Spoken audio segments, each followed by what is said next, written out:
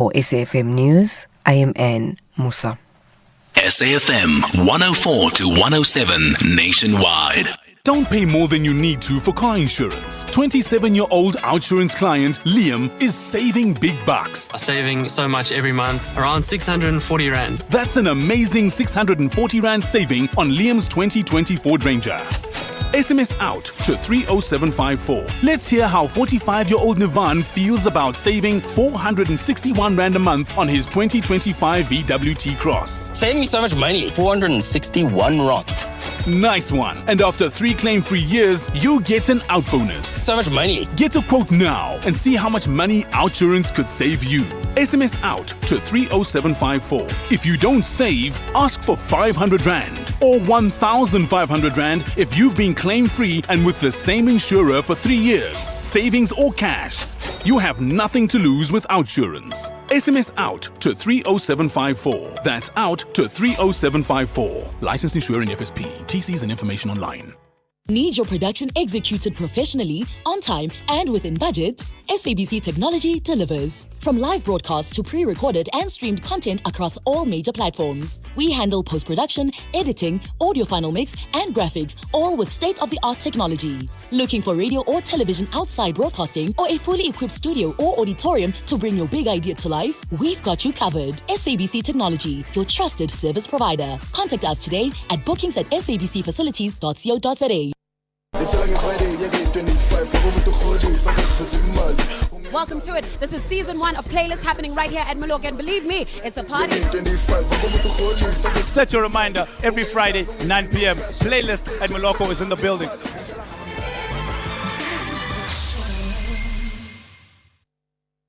Boss, bro, why is there a horse in your driveway? You right, Savvy. Why drive a Mustang when you can ride one? What the missus say? Well, she had a bit of a long face, but now she's stable.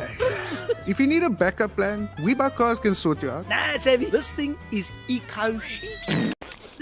Stop horsing around, cowboy. Rather get one of these from We Buy Cars. What's the horsepower on that thing? More than one, Doff. More than one. Don't be Dorf, be savvy. We buy cars, geared for adventure, geared for you. Wherever you are in the world, SAFM 104 to 107 is accessible. We're also streaming live on Facebook, X, and YouTube at SAFM Radio. We acknowledge and appreciate everyone tuning in and watching our streams.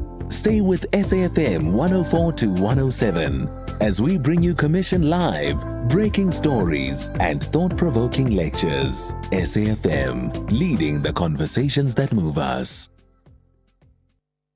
Like a mother's love, Mama Money is always there for the things that matter most. This back-to-school season, when school fees need to be sent home, trust Mama Money to help you support your family with ease. With fees from just 2%, you can send money to over 70 countries across Africa, Asia, and Europe using the Mama Money app. Get started today. Download the app now, register, and make education happen. Mama Money. Mama makes it happen.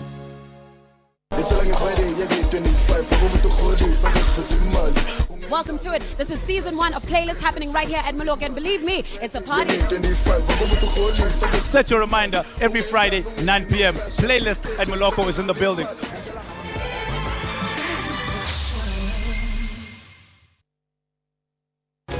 The Cherries won victory as a cherry on top of home ground advantage. Backwards, still there for Bournemouth. Not bundled home yet. No, it is. Bournemouth 3, Liverpool 2. Stoppage time was up. Meanwhile, the villains believe regular wins will position them in the top 4 bracket. Oh, what a goal! Emiliano Buendia salutes the Villa fans. Some lovely approach play from Aston Villa, and what a finish from Buendia. Straight into the corner. This is the Premier League. AFC Bournemouth versus Aston Villa, this Saturday, 7 February at 4:30 p.m. Live on SABC Plus and SABC 3. Proudly brought to you by SABC Sport. For the love of the game. As As the nation seeks answers, SAFM brings you live, uninterrupted coverage of Parliament's ad hoc committee investigating allegations made by KwaZulu-Natal Provincial Commissioner, Lieutenant General Nhlanhla Mkhwanazi. You can also stay up to date with the Judicial Commission of Inquiry into criminality, political interference, and corruption in the criminal justice system. Stay informed, stay connected. Tune in live on SAFM 104 to 107 and follow the coverage across our digital platforms live on Facebook, X, and YouTube at SAFM Radio. SAFM, leading the conversations that move us.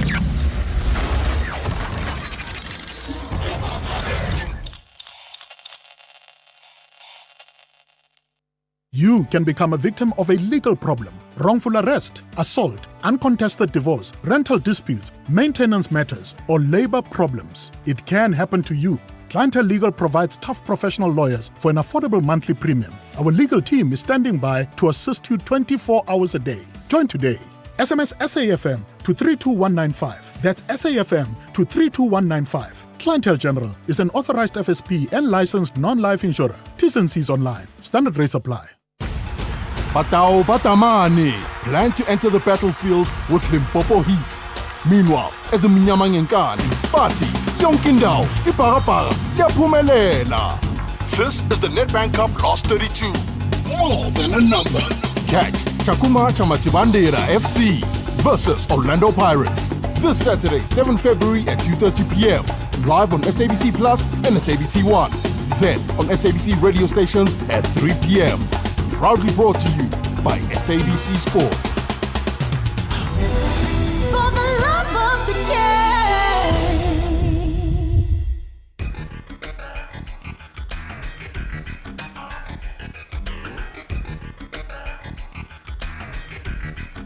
The Talking Point with Kathy Motlatlana. Weekdays, 9 a.m. till midday. For a Senegalese woman to travel to South Africa, she needs a visa, which might take 2 to 4 weeks to process. For a Nigerian man to travel from Nigeria to Cape Verde, both of which are countries in the same economic community at a similar distance as Madrid is to Hamburg, his total trip time will take 22 hours. He will begin in Lagos and then fly to Casablanca before flying down to Bissau and finally to Cape Verde. So what does the ridiculous nature of this journey show? Well, it demonstrates how a lack of infrastructural connectivity complements our lack of knowledge of one another. It's bad enough that the world makes it difficult for many of us to visit North and South America, Europe and Asia. It's even worse when we impose these restrictions on ourselves. Uta Adepo is the founder and director of Cross Culture Creative. It's 15 after 9 o'clock. A very warm welcome to you. Welcome to the show. My name is Kathy Motlatlana and I'll be with you until midday. Great to be back in studio with you. Yes, my voice has recovered, not 100%. A big thanks to KG for stepping in over the last couple of days. And yes, my gripe and my beef with Thulasizwe Simelane is not over yet. It's not done. I'm still hunting him down. And like I said, when I left on Thursday, when I find him on this issue, we have some scores to settle. But it's good to be back in your company this morning. We'll be kicking off with the National Roundtable, and one, of course, being mindful of the time, because 9:30 we go to the Madlanga Commission of Inquiry, and that is where we continue to hear really explosive evidence, right, that interlinks the work of police officers, criminal cartels, influential, powerful business people. And, you know, I think that all of us, as we hear these details, are drawing various inferences, and we're probably also connecting different dots for ourselves. And it's going to be very interesting to see in the end how the commission paints the picture of this alleged interference, this alleged corruption that has taken place, and makes findings on it, I think, a lot more definitively than perhaps it did in the first installment of the report that it has put together. Today is still a big day, still an important day. Coming up later this morning, the Democratic Alliance is going to be holding its media briefing. The leader, John Steenhuisen, making an announcement of national importance. What will it be? Is it the beginning of the end for John Steenhuisen, as it were? Will he be nowhere to be found on that leaders, or at that leaders conference, at least on the ballot for who should become the leader of the DA come April? That is the big question. And the expectation, of course, is that that question will be answered. I think that media briefing gets underway at 10 o'clock. So you can expect more updates from it, right, throughout the show, particularly during our news bulletins. The other issue that continues to make headlines is around service delivery, right? So there's some serious problems of water that have hit, in particular, some of the northern parts of Johannesburg. This has led to protests, water tankers being deployed in certain areas and suburbs, and there are now recovery mechanisms being put in place to try and deal with this issue. And, you know, the more that we see water problems, the more that we must be reminded that this could very well be a picture of the future we are going into if things don't change radically. So what we see now as sporadic water challenges, intermittent water challenges, could very easily become the norm if we don't see changes to infrastructure improvement, if we don't see changes to how our entire water system is managed. That is the threat of the situation that we are in right now. So what are we going to do? We'll take your calls in what remains of the open line. It's literally 10 minutes, right? So we've got to use our time incredibly wisely. The number to use this morning, 086 000 2032. That's 086 000 2032. On the WhatsApp voice note line, 0614 104 107. Let's take a quick break. I'm back with your calls. Kathy Motlatlana on SAFM. You can become a victim of a legal problem: wrongful arrest, assault, uncontested divorce, rental dispute, maintenance matters, or labor problems. It can happen to you. Clientele Legal provides tough professional lawyers for an affordable monthly premium. Our legal team is standing by to assist you 24 hours a day. Join today. SMS SAFM to 32195. That's SAFM to 32195. Clientele General is an authorized FSP and licensed non-life insurer. T's and C's online. Standard rates apply. It is time for incredible action on the tennis court. Mzansi Africa clashes with Montenegro. Emotions are pumped up by passion and thirst for victory. This is the Davis Cup World Group 2 playoff tie. Witness the World Cup of Tennis. Renault South Africa Davis Cup team versus Montenegro on Saturday 7 February at 11 a.m. Then on Sunday 8 February at 10 a.m. Live on SABC Plus, SABC 3 and SABC Sport on DTT Channel 4. Proudly brought to you by SABC Sport. For the love of the game. Hashtag SAFM Talking Point. All right, let's get straight into the open line. I promised there was no rigging of the call lines. We're starting in my hometown today. It's not often that happens. Tabiso, you're in Polokwane. Good morning. Good morning, Casey. Yes, we're excited that you're back. Thank you. Thank you. You know, Casey, I think the DA here is playing around with us. They are trying to save face. Okay. Steenhuisen has been in the media for wrong reasons. I mean, his recent war with the former Minister of Forestry and Environmental Affairs, the Uber Eats of this particular world. You remember also, I think if I remember quite well, there was an issue about the staff in the ministry. Some guy hired and all of. Remember there was a war that was last year. Yes, as it was coming into office. So, when he was coming to office. So if you combine the two, he's not a good, moral leader according to the standard that DA thinks they have set towards the next coming election. So that now you put him aside, you come up with another person. Above all, DA wants to win the city of Johannesburg. So they're trying to tell us that they can bring this good moral and all of that. Although we know that cannot be true. I mean, we have seen. We have seen now what they're doing in government. Thabiso, the internal investigation of the DA cleared him. It found that he had done nothing wrong.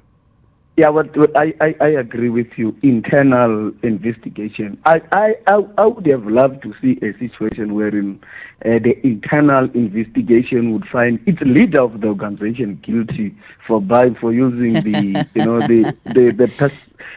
party card and buying Uber Eats. We are told, apart from the issues that was leaked to the media, the former minister, George, he's the one who said, hey, this man has a habit of food. He would even go to an extent of buying the credit card of the organization. Now, it seems that matter is at the back. We'll see who are they going to bring. But it's tough. They know now it's tough to be in government. It's very, very tough. It's not what you see. Now they are in, they see, hey, yeah, where are you?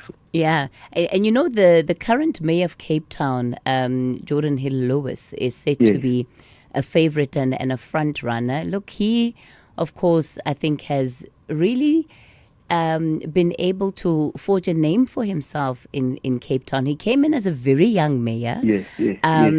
But I think there's a freshness to him, and maybe that's also just because he's young, and I think there's something about young people being in government just more generally that brings a freshness to the tone, to the approach. It's not the same old, and there's a level of empathy, at least that I've seen him display in times of crisis in Cape Town that wasn't there before. But is he the kind of guy that will take the DA into the future nationally, right? I doubt. Nationally. All right. Okay. I doubt. Why do you doubt? Before I let you go, why do you doubt quickly, Thabiso? Let me tell you so that I don't waste time for other people. DA has a tendency of putting leaders and later reject them. I mean, Masibu goes of this world, the political Uber guy, Musimaimane. And many others. If you check historically, why is Musimaimane a political Uber? I don't understand. You remember when he started that part of, he said no, people want to contest his elections. They can easily use their names, even though they are not members. So at least do that. So he's running the political Uber organization. Oh, Thabiso, you're so silly. Oh, my gosh, you're so silly. You remember, they have that particular tendency identifying people who lead, therefore reject them again. And it has been happening. You realize that I think the problem in the DA is that folks who want to be seen to be leading the party from the background, they don't want to lead that party. Tony Leons and many others who are at the background, controlling the party from the background. I think that is what I said. All right, Thabiso, let's leave it there. It's hard to really dispute this idea that there is an engine, there's a machinery just behind the leadership levels of the DA that is actually, pulling the strings to make the decisions, because they have not had a shortage of talent in as far as leaders are concerned, and I would even go as far as saying in as far as black leaders are concerned. And the decisions that they make around leadership have not always aligned, particularly with their own internal reports. They say a leader's not doing well. That's not necessarily what the numbers are saying. And perhaps this moment might also be revealing of that aspect, Thabiso, that you're touching on. Arthur, you're in Pongola. Good morning. Good morning, and SA listeners. Yes, sir. I believe in the country currently, in our country of ours, as things stand. You have this Madlanga Explosion Commission, we have the Adco Commission, the thing that is happening. It clearly indicates that currently we don't need a voting ballot.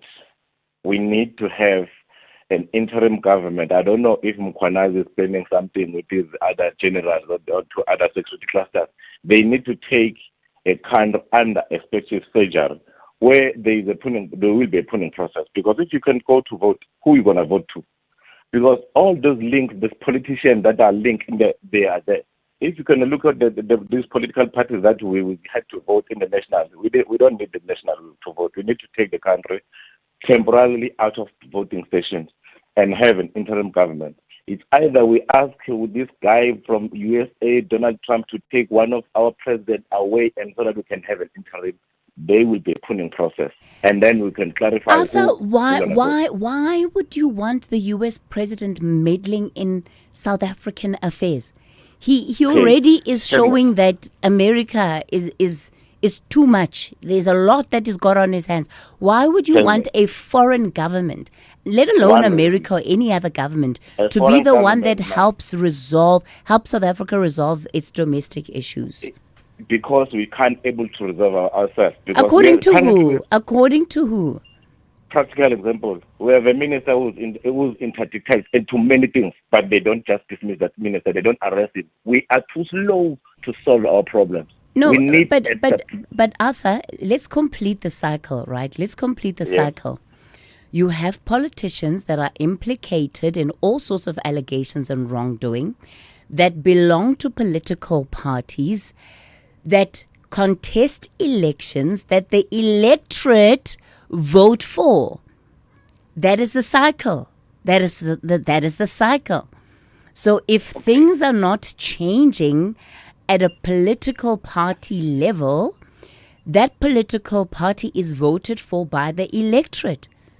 So let's not say that we can't change things. That finger is pointing right back at us as the electorate. I will be crystal clear and honest with you. Come after 10 years, you will still remember this. Currently, as a country, in terms of electorate, we are in ICU. We need a doctor to help us. We cannot help our own. Because as you counting the political parties, we don't need it now, currently. If you look at the generals, we are talking about the number of the generals that are implicated in corruption and killing of those people who have to vote. They are linked with political parties and politicians. So now, the minister had to protest. Nobody must go to jail and hide.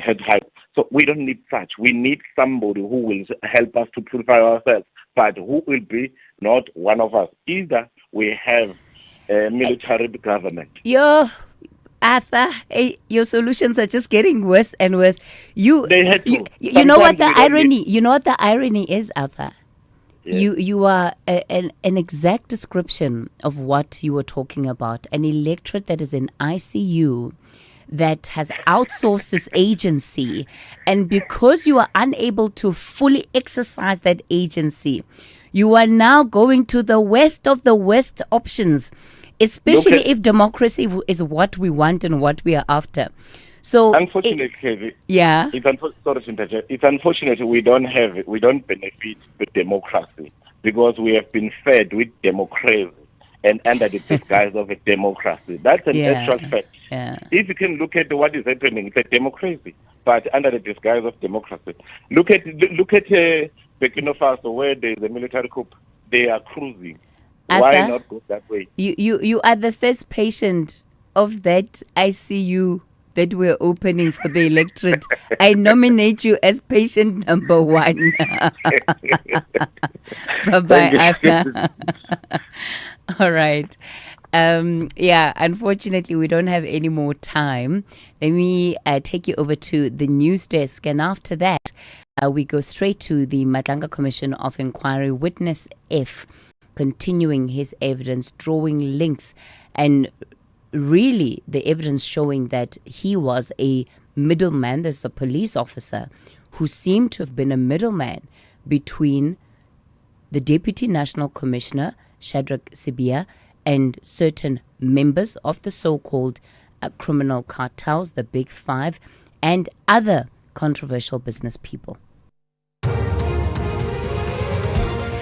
Good morning. In the headlines, lobby group AfriForum CEO Kali Kriel has strongly criticized Democratic Alliance leader John Steenhuisen, accusing him of aligning with the ANC and acting against the interests of the Afrikaans-speaking community.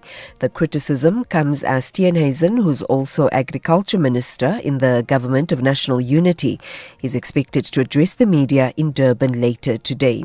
The DA in the city of Ekurhuleni has raised concerns over salary increases awarded to two senior officials who are now on precautionary suspension. Both officials are currently suspended pending investigations linked to separate allegations from the Madlanga Commission of Inquiry. And witness F will continue to testify before the Madlanga Commission of Inquiry in Pretoria shortly. Yesterday, witness F's relationship with suspended Deputy National Police Commissioner Shadrack Sibia and Steve Mutsumi, a man believed to own a security company, was explored. For SAFM News, I am Anne Musa. The Talking Point with Kathy Motlatlana. Weekdays, 9 a.m. till midday. All right, so we continue the conversation on the Talking Point. You know that what we do is that we keep things moving. So many things are happening live as we're on air. So an update from the Madlanga Commission of Inquiry. I saw the commissioners walk in literally as we were going to news, but what has since happened is there has been an adjournment of the Madlanga Commission because there's yet another attempt to block the witness, the evidence of witness X. So it looks like his lawyers have yet again intervened and they want to interdict the continuation of his witness. You'd remember that one of the arguments that was put before he came into the witness box is that there were concerns that he may give evidence which implicates himself. And if not surprising, I think after we've heard the evidence so far, one is not surprised that the legal teams would not want this evidence to continue. So the commissioners then are in chambers with the legal representatives for witness X and dealing with this matter around whether or not his evidence is going to continue today. So what we will do is that we will continue then taking your calls on the open line. Let me give you the number to dial again for the studio line, 086 000 2032. That's the number to dial, 086 000 2032. On the WhatsApp voice note line, 0614 104 107. That's 0614 104 107. So we have an opportunity to continue with the open line, and I will keep you posted on what is unfolding then at the Madlanga Commission of Inquiry. Good morning, Sis Kathy. This is Agmantebola. Hey, Sis Kathy, it is tough. I think a lot of people who went to Madlanga Commission, they've told us horrible stories of corruption, people who are paid by drug cartels and all that. But the question to me, how can we trust our subs again as citizens? And then second one, what will be done to those who are implicated? We need a solution to this country. Good morning, this is Akimatebola Siske.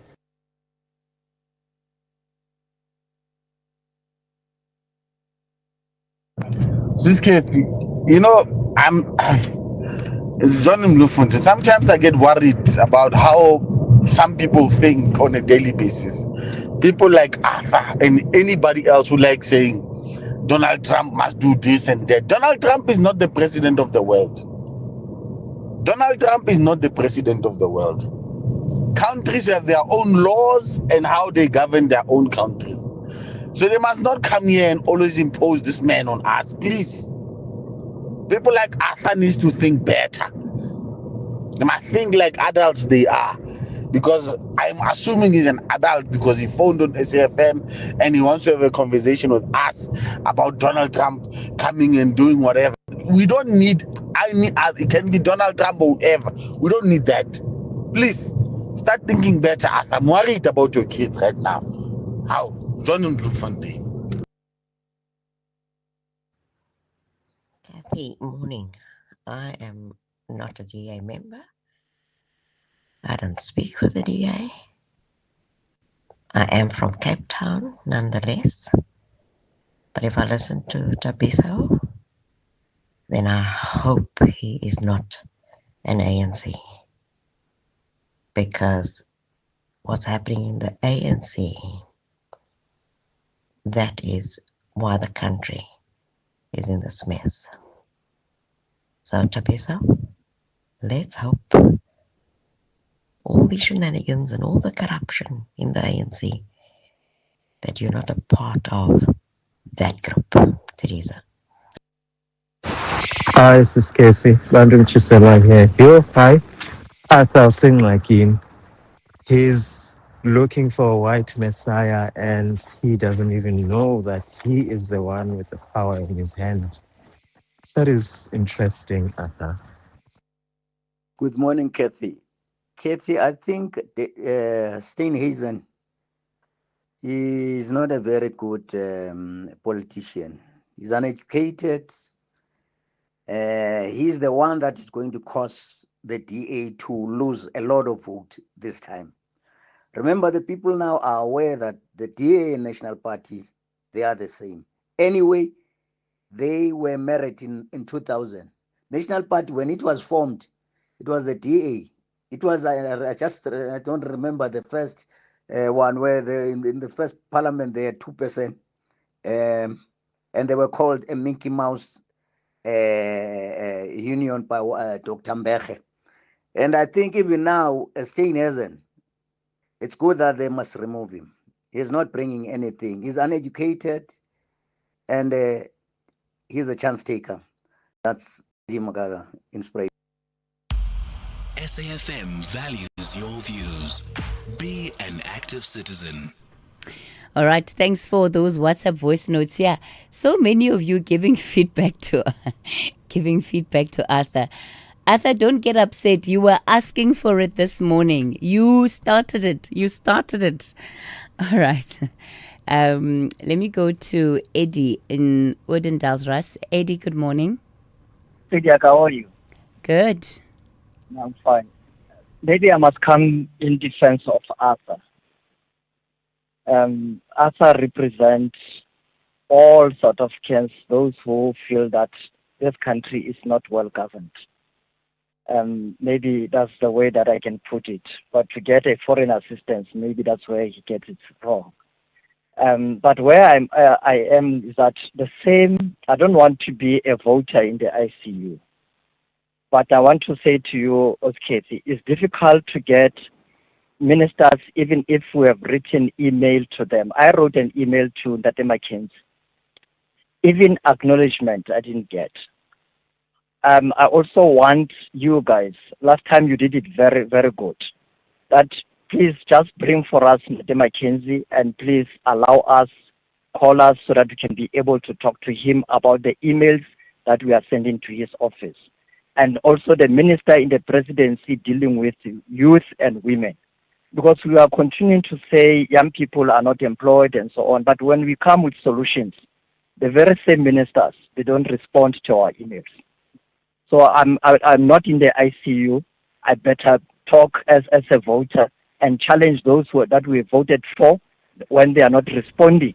Yes. When they are not responding, even simple acknowledgement. You know, people were saying ANC ministers, they don't have a sense of agency. Now here is a minister of sports who is not a member of the ANC. I'm saying even simple acknowledgement of the email that I sent directly to him. Thank you very much. Thank you so much for that call, Eddie.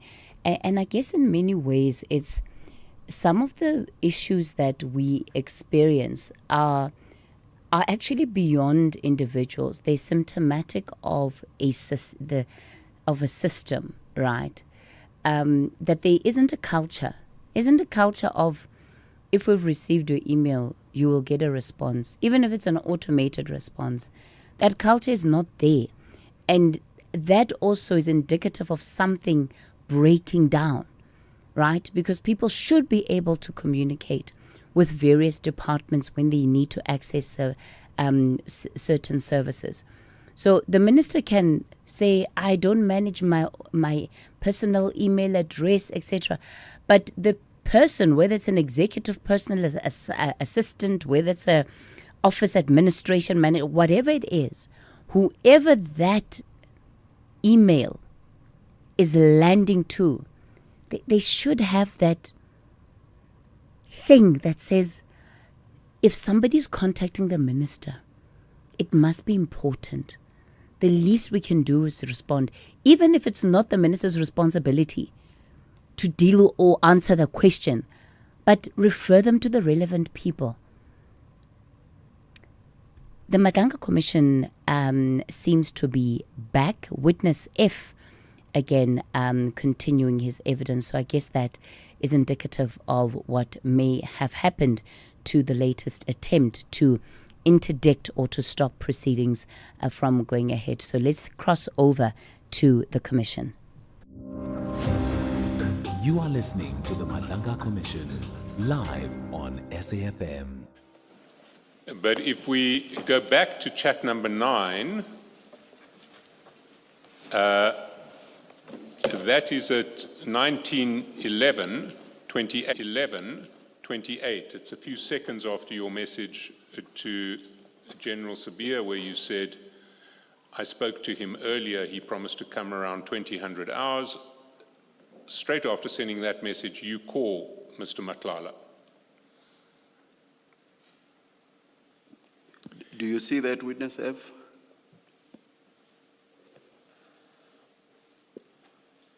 Yeah, yes, I confirm, Commissioners, in page 51.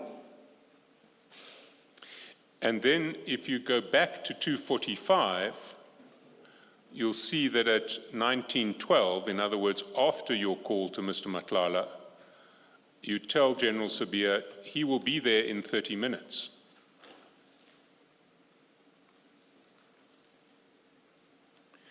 Then we introduce the third player. Do you see that? Do you see that, Witness F? I see that, Commissioners.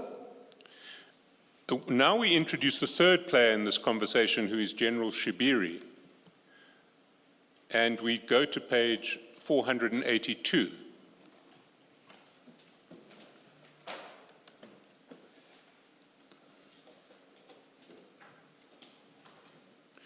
And I suppose to begin with, do you confirm that the person saved under in your phone under the name of General Shiburi, Shiburi, to head office, OCI, is in fact General Richard Shibiri?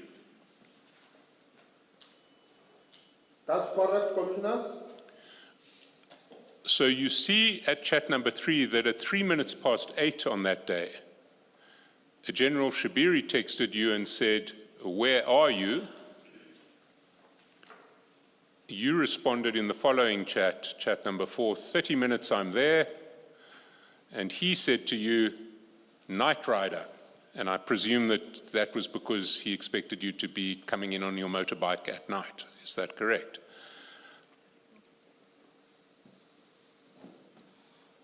Is that why? I would not... Sorry, Witness F.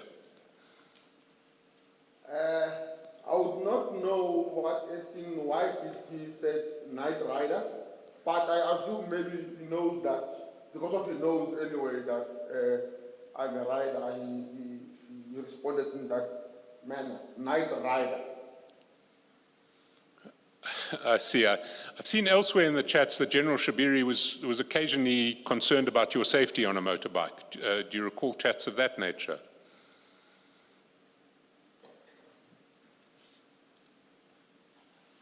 I think so. Anyway, that's not of critical relevance now. What is at page 52, if we go back to page 52, the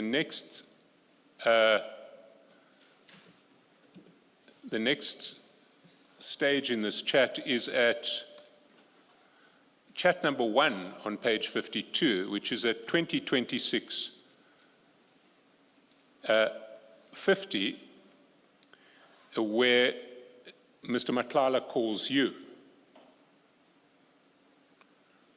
Go back to page 482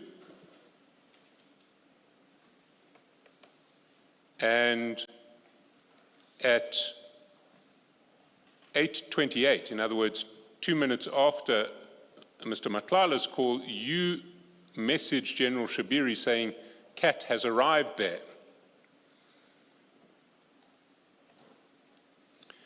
And General Shabiri at 8:33 says, I don't see him. And at 8:34, where are you, Kanji? Hold it there, Commissioner.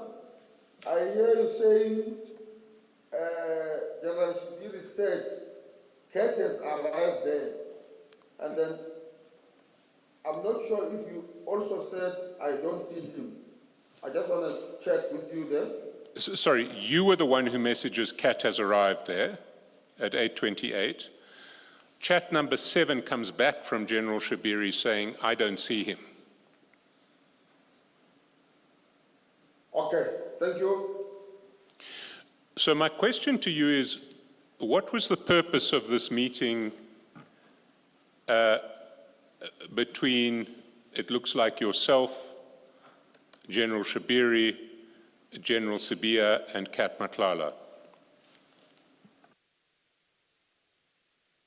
Commissioners, it was not a meeting. I think it was, if I can remember correctly, it was an event there by General Sibiya's house.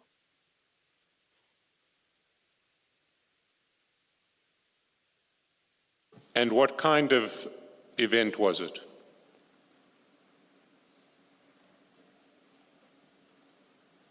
If I can recall very well, it was a Thanksgiving ceremony. And so when General Sibiya at 7 o'clock said, ask Kat to make a turn, he was asking Kat to come to a ceremony at his house. He was asking you to ask Kat to come to a ceremony at his house. I assume.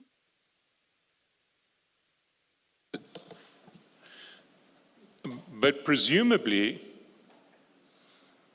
if there was going to be a ceremony at General Sibiya's house and he wanted to invite Kat, he'd do it more than 10 minutes in advance or half an hour in advance.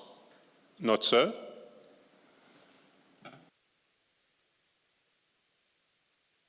I'm not sure if I understand your question, Commissioner. Maybe we could put it on a better and understanding way. It seems to me strange that if it were a ceremony, that General Sibiya would be asking you at 7 o'clock in the evening to ask Kat to make a turn past his house to attend a ceremony at his house.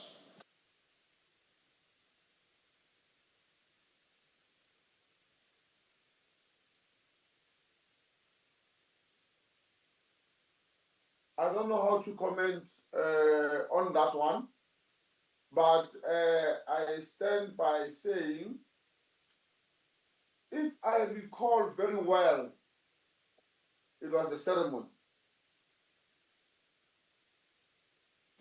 And who else would have been present at this ceremony?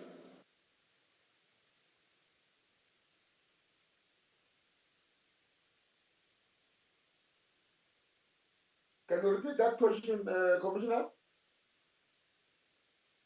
Who else would have been present at the ceremony? Was it a large gathering? Was it a small number of people, large number of people? Who else do you remember being at the ceremony? A large number of people. And what sort of ceremony are we talking about?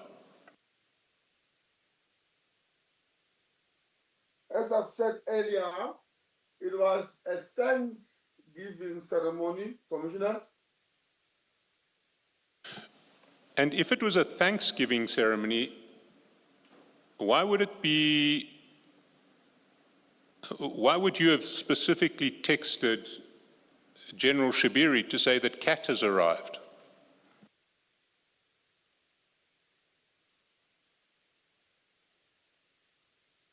General Shibiri is someone or a commander that I usually communicate with more often. I think that it came from there to let him know, or I was asking, even though I did not put a question mark, that Kat has arrived there. So it seems I forgot to put in a question mark. But as you see there in chart 7, General Shibiri replies by saying, I don't see him. But why would you be asking General Shibiri whether Kat had arrived there? Because I know that General Shibiri was to be in that ceremony. And why were you interested whether Kat had arrived there? I was interested because I was instructed earlier that to tell Kat to make a turn. You see, when you texted General Shibiri, Kat has arrived there, you did so less than 2 minutes after you'd spoken to Kat. So by that stage, you would have known whether Kat had arrived or not. And the absence of a question mark suggests very strongly that when Kat called you at 2026, he was calling you to say, I'm here. Where are you?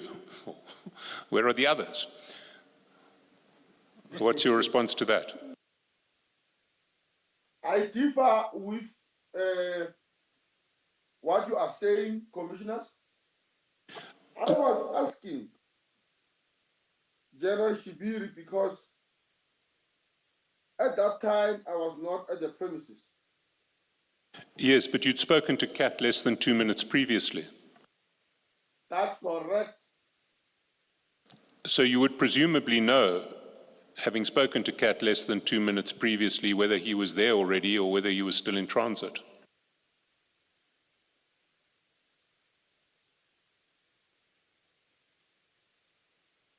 At that time, Commissioner, I still stand by my statement of saying I was checking if he arrived. Then General Shibiri said, I don't see him.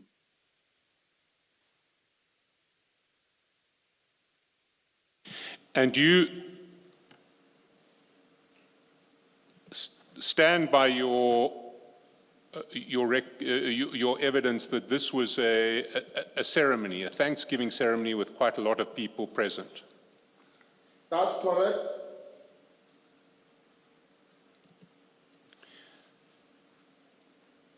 Can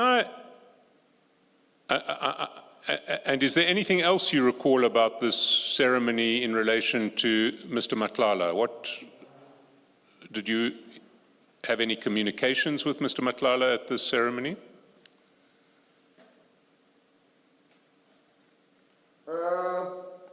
Commissioner, according to my knowledge, if I could maybe quite remember, because of Mr. Madlanga, it was someone that I communicated with more often. And I can remember that on that particular day, because let me just go back.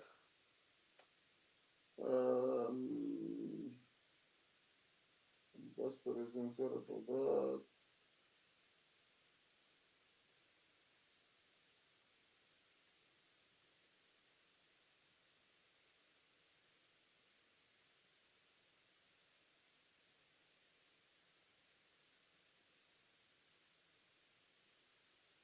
Yes, I think so. I think so, Commissioner. Even though I can't open those charts here now, but I say that. Sorry, are there any particular chats you'd like to open now? Which chats are you thinking of, and which ones would you want to open? I was just trying to refresh myself, commissioners, so that when I answer, I must answer correctly and to the best of my ability. But I think when it goes, I'll remember exactly which page. But you may proceed, Commissioner. I mean, if there is any particular chat that you want assistance with, we can have it opened, we can have it displayed on the screen so that you can see it. So if you'd like to find a particular chat and you tell us what it is, I'm sure we can find it and bring it up for you. Okay, Commissioner, I think as it goes, I'll remember exactly. But for now, let me put it as I've put it, that there are possibilities that it was what I just said now.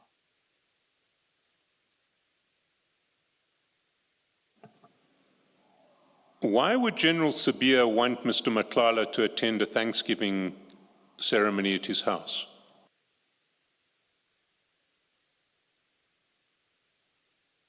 I would not know, Commissioner. What did you know about the relationship between General Sabia and Mr. Matlala, other than the fact that Mr. Matlala had given some impalas to General Sabia? Thank you, Commissioner. Just to take the Commissioner's back, even though it is not on my affidavit, sometime around 23 December or 24, but I will recall clearly, General Spear called me to his office.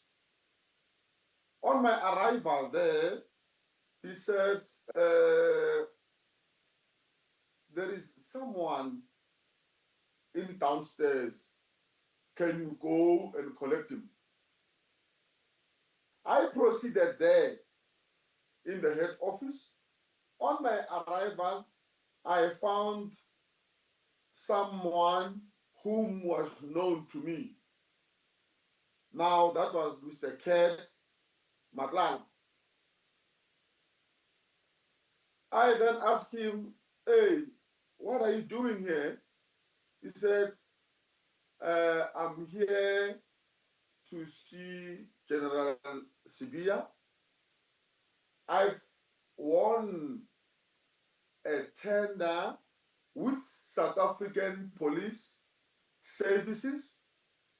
Therefore, I've got a challenge with that particular tender. I'm here to complain about that. I took him to the said office. On my arrival to General Sibia's office,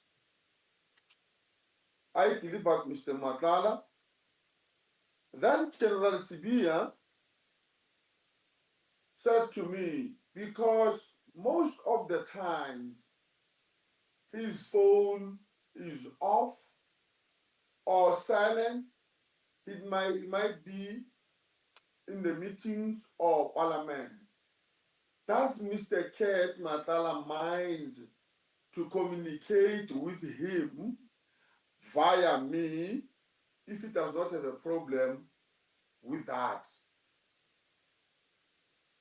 For in case or when he does not find him on his phone because I am the one who regularly sees General Sibia even after hours on work relation issues. I personally, commissioners, did not see any problem with that because at that time, Vusimuzi Kek Matlala was a legit businessman, and he also informed me that he won a tender with South African Police Service. I did not have a problem at all. Then that is when and how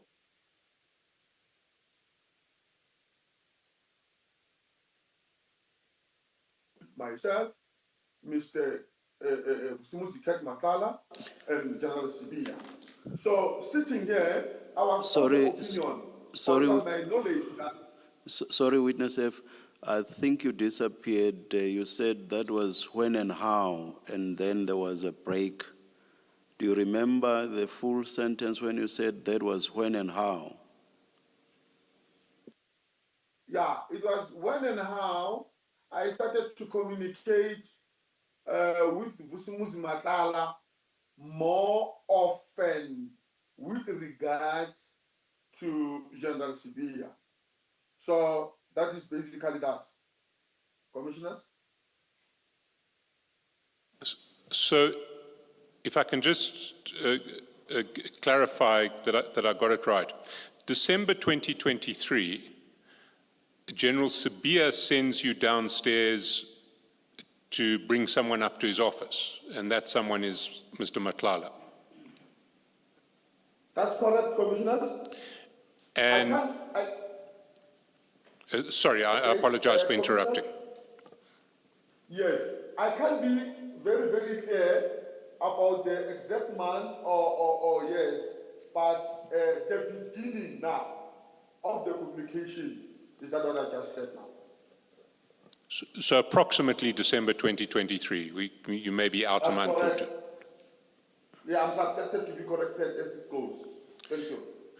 And Mr. Matlala is there to talk about a complaint that he has. That's correct, Commissioners. And do you recall, can you give us details of what that complaint related to? What sort of complaint was it? Commissioners, I only took Mr. Matlala to General Sibia's office, but briefly when we briefed, actually not briefing, when I collected him, he said he was here to complain about his tender that he won. So after taking him to General Sibia, I went out from the office, leaving Mr. Kek Matlala and General Sibia together. So he was complaining about the tender that he won. Was that the Medicare 24 Tswani Health tender? I would not know exactly what was that tender all about, but I can confirm that according to Mr. Matlala, when he told me he was there to complain about the irregularities of the tender that he got from the SAPS.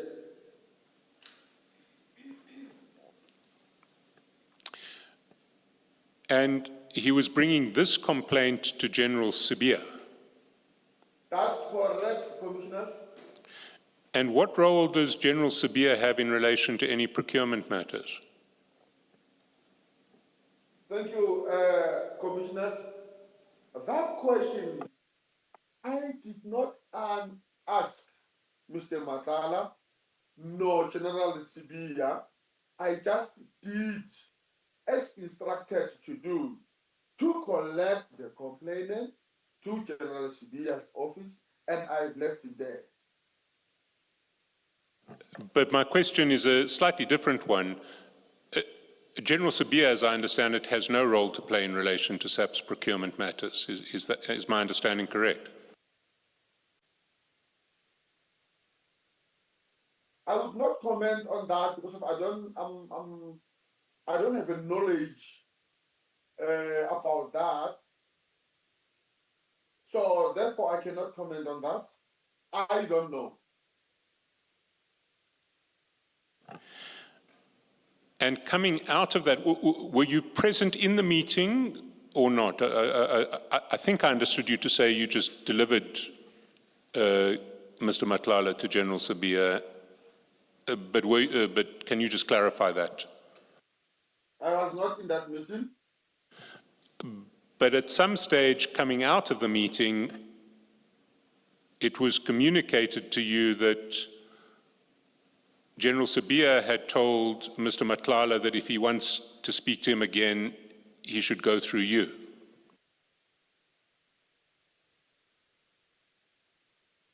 Can you repeat that, Commissioner? Earlier, you had testified that General Sabia told Mr. Matlala that because his phone is always off or is frequently off, if Mr. Matlala wants to contact him, he should speak to you, and you would get the message to General Sabia because you see General Sabia so often. Point of correction in that statement, Commissioner. He did not say his phone is constantly off. He said most of the time, where either he's in Parliament, in the meeting, or in the meeting with the National Commissioner, and maybe sometimes his phone is off. There are three things that he mentioned to me. But he told you that he had informed Mr. Matlala that if Mr. Matlala can't get hold of General Sabia, he should get hold of you to get the message to General Sabia. That's correct, Commissioners.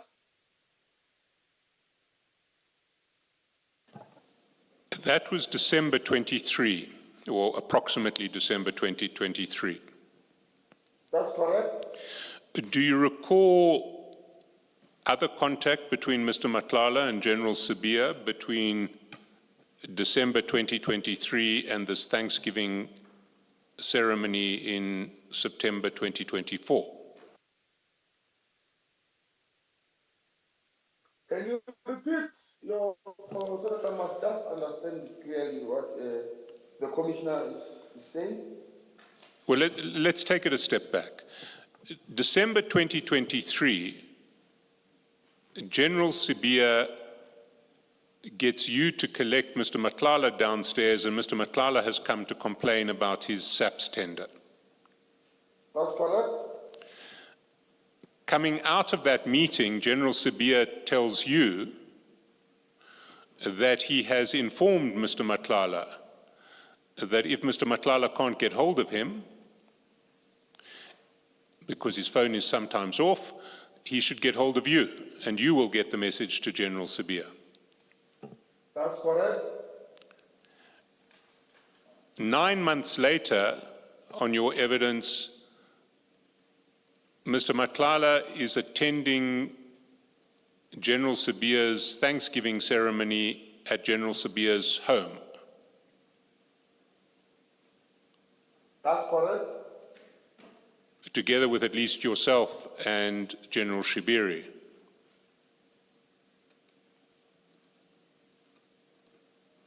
Is that correct too? And other people who were invited. You did mention a relatively large number of other people who were invited. In those 9 months where Mr. Matlala seems to have moved from a complainant about a SAPS tender to someone who attends private Thanksgiving ceremonies at General Sabia's house.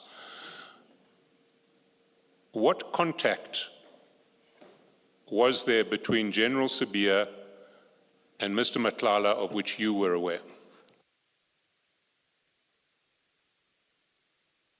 What? Okay, can you repeat that question again?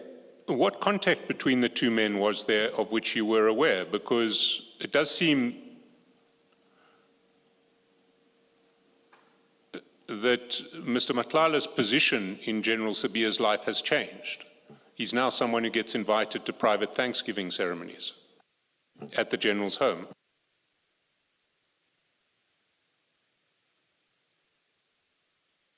So what contact between the General and Mr. Matlala were you aware of after December 2023, but before this Thanksgiving ceremony? There is no contact exactly on what it was, because commissioners, to me, I would get a message from Mr. Matala, even though I can't remember. Sometimes I will get from Mr. General Sibia that Kate was looking for me, or I'm looking for Kate, vice versa. But I did not know nor ask what is the other relationship is about, other than being a complainant. So what you're saying is you would receive messages from General Sabia saying he's looking for Kat, or from Mr. Matlala saying he's looking for the General, and you would presumably pass those messages on either to General Sabia or to Mr. Matlala. Is that correct? That's correct. But you don't know what they were discussing, because you weren't part of those. You weren't part of the meetings that came out of those messages. That's correct. How many of these sorts of exchanges do you think there were in the 9 months? I'm not asking for an exact number, but is it 1 or 2? Is it 10 or 20? What are we talking about? Thank you, commissioners. I would not say exactly how many were they, because some of the communications, Kat was not referring them to General Sibia, he was referring them to me. I'm sorry, I may not have heard that answer correctly. Can you just repeat it? Kat was not referring what to General Sabia, and what was he referring to you? Okay, I'm saying that I would not say exactly how many times were the communications sent to me about General Sibia or vice versa. The reason is because some messages Kat would send to me or calls. So that makes me be not sure on how many messages directed to General Sibia. And what were the messages that Kat would send to you? Okay, basically, Kat is a biker. Kat is into both, and I'm knowledgeable with both. I'm knowledgeable with bikes. Maybe he would send me a message that says, can you intervene? The boat does not start, or I need safety. Sometimes it will be through the phone calls. Sometimes it will be the message. So independent of Mr. Matlala's relationship with General Sabia, he had a relationship with you, which was focused primarily on boats and bikes. That's correct, commissioners.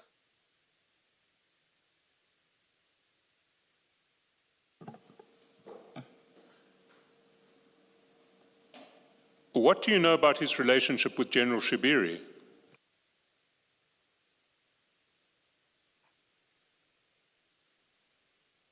Who are you referring to? Sorry, Mr. Matlala. Mr. Matlala's relationship with General Shibiri. I don't know, commissioners, but I confirm that they know each other. And do you know in what context they came to meet each other? I really don't know, Commissioners. I'm going to move on to a related topic. I don't know if the commissioners have any questions they want to put to you on this issue. I do. Witness F, the relationship between General Shibiri and Mr. Matlala. When did you come to know that they know each other, and in what capacities? Can you repeat that, Commissioner? When did you come to know that they know each other? That's the first question. And then the second question, what did you come to know they know, in what capacities rather, did you come to know that they know each other?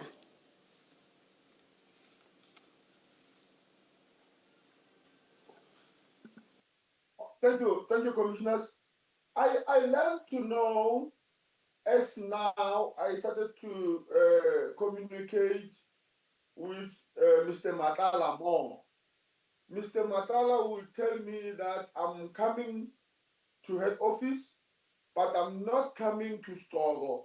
Stogo, referring to General Sibia, I'm coming to the National Commissioner, that is now General Fandima Semula, or I'm coming to General Shibiri, or I'm coming to General Fani.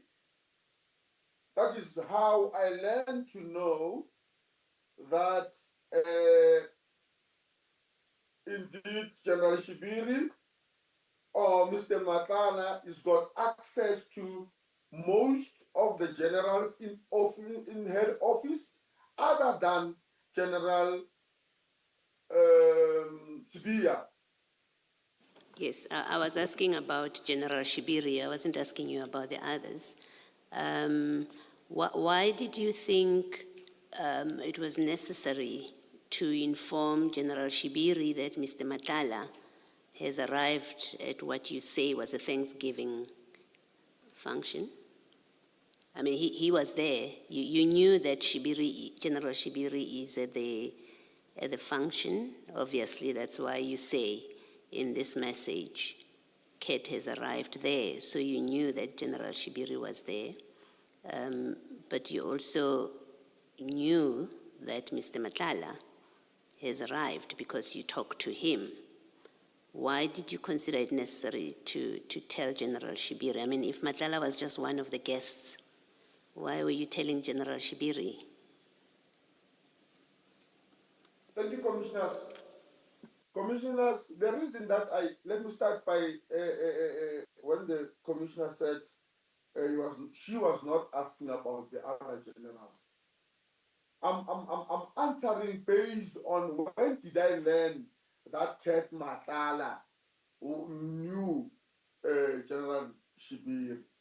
That is where now comes other generals that sometimes Mr. Matlala Witness F, can I please stop you? I've asked you a simple question. Please answer that. You had already told me that he would come there, or you have already told the commission that Mr. Matlala would come to see the many other generals, so I don't need you to repeat that. I'm asking you the question that according to these WhatsApp messages on page 482, you knew that General Shibiri was there, was at the Thanksgiving ceremony, you say it was. You knew that he was there. Why did you, and he would have been there as a guest, because that's what you're telling us, it was a Thanksgiving event. Why did you tell him that Mr. Matlala was there as well? If this was a Thanksgiving event not hosted by you, but by General Sibia, why do you tell General Shibiri that Mr. Matlala is there? I just told him, Commissioners. Sorry, you do what? I just failed to tell him No. that Mr. Mtala was there. No, witness F. That's not the correct answer or the true answer. You didn't just tell him. You are coordinating the arrival of people at this gathering, whether it's a meeting or a Thanksgiving event at 8:30 at night. You are coordinating that. You were told to tell Mr. Matala to come to take a turn at 7:30 at night. You were told, tell him to make a 10. You do that. Somehow, General Shibiri is there. You take the trouble to tell General Shibiri that Mr. Matala is there. Why? And the answer cannot be, you just thought to.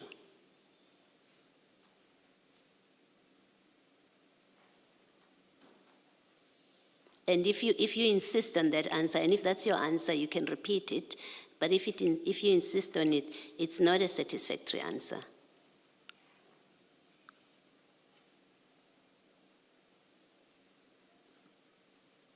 Thank you, Commissioners. Commissioners, I believe that I answer to the best of my ability. Now, when I answer, the Commissioner said they are not interested in my answer, they are not interested in these things.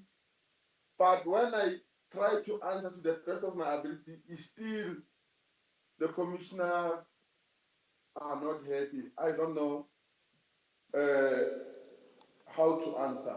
All right, just so you understand what it is that I'm saying to you it's untruthful what you're telling us. When you say, I just thought to tell him, what I'm saying to you, and just to make it clear, it is untruthful, that answer. But that is your answer. Thank you. Thank you, Mr. Chaskotson.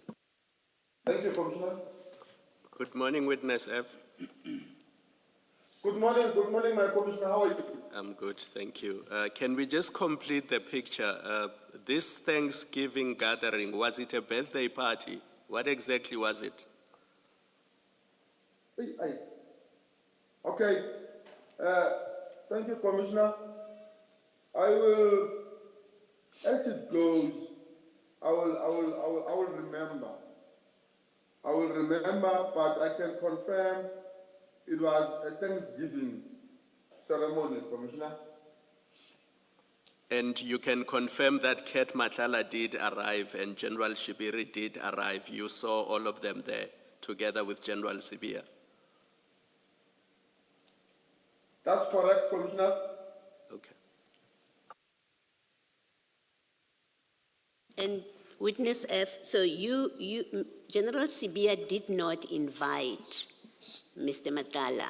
You, in fact, are the one that did it. He instructed you to invite him to a Thanksgiving event.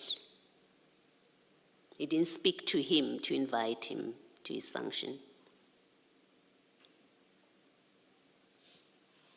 The instruction was tell Ket to make a 10.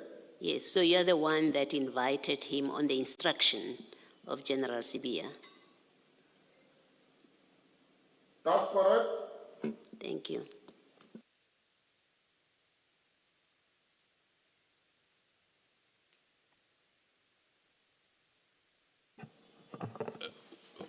Witness F, I'm now going to ask you about certain things that took place a few days after this Thanksgiving function.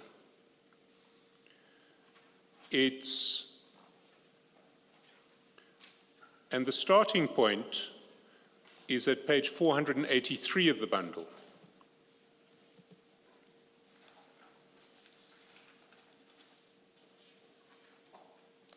And there at chat number 5, at 8:45 in the morning on the 17th of September 2024, that's 3 days after the Thanksgiving function, General Shibiri sent you a message and he was forwarding you a document, and you'll find that document at page 153 of the annexure bundle.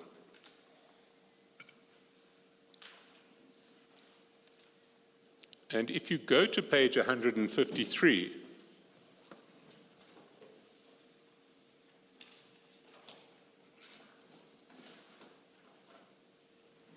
you see that what he forwarded you appears to be a post by Musa Kawula about Mr. Matlala.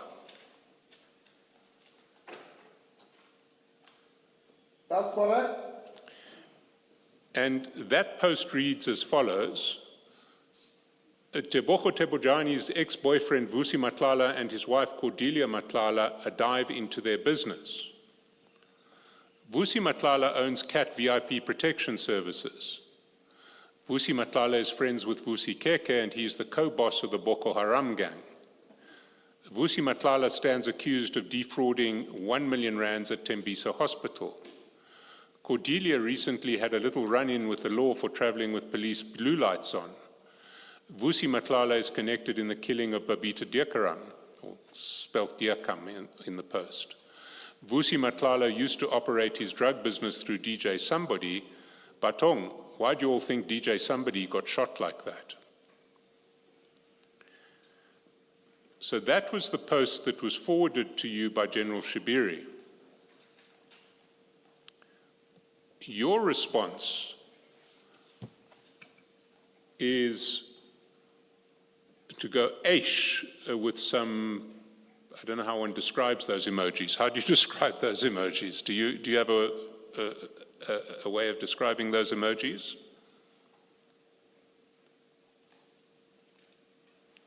Sorry, but they are, I'm sure there's an official designation for them, but they look shocked, sort of shocked and horrified emojis. Would that be a fair description of them? That's correct. Then in chat number 7, General Shibiri forwards to you a message, and that message is forwarded. It's not his original message. It says, someone sent this to me yesterday and demanded money from me, or else they will publish this nonsense. I told them to go ahead with it. They're trying to extort money from me. Did you understand that to be a message that General Shibiri had received from Kat Matlala and he was now forwarding to you? That's correct, Commissioner.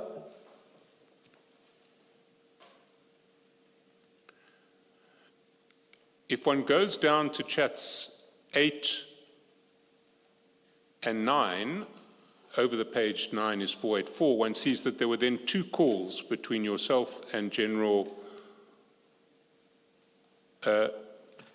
Shibiri at 9:04 and 9:05. And then in chat 2, on page 484, after the second call, at 9:10, General Shibiri forwarded another message to you. And again, I can confirm that that is a forwarded message. And it says, someone is sending stories to Musa Kawula about you. I'm warning him not to even try write about you.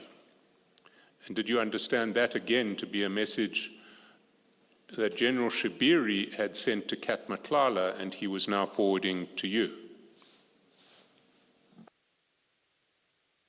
That's correct. General Shibiri then forwards you a screenshot at 9:10. And that screenshot is at page 154 of the bundle.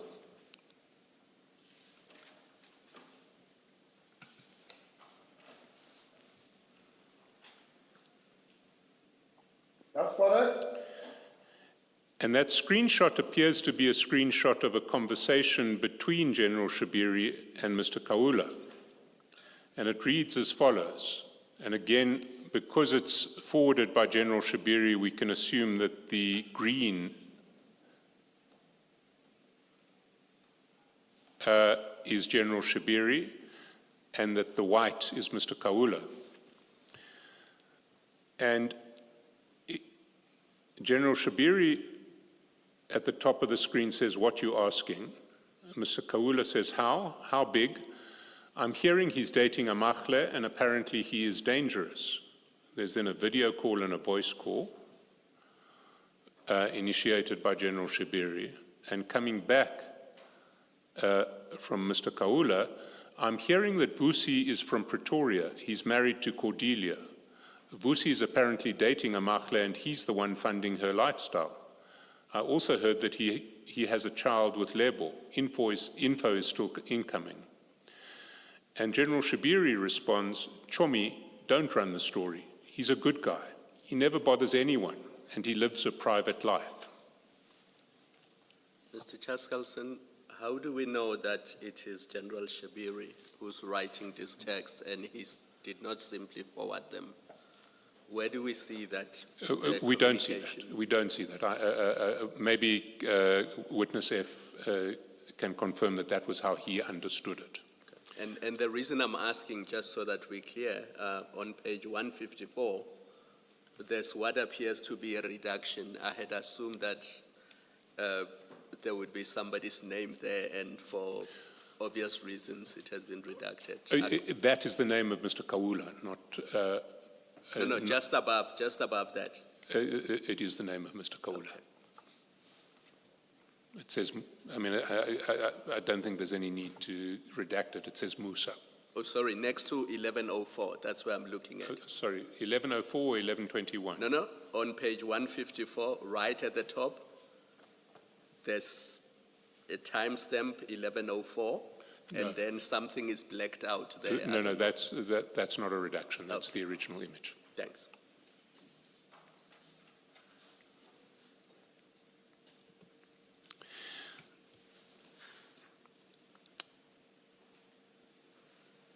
And if one goes back to the 9:10 message, chat number 2, that General Shabiri sent to Kat Matlala and forwarded to you, he said someone is sending stories... Sorry, which page, Mr. Chaskasan? Which bundle page? Sorry, the exhibit bundle. The exhibit bundle, page 484. 484. Earlier you confirmed that you understood that the message at chat number 2 was a message that General Shabiri had sent to Kat Matlala and he was now forwarding to you. Someone is sending stories to Musa Kaula about you, namely about Kat Matlala. I'm warning him, Musa Kaula, not to even try write about you.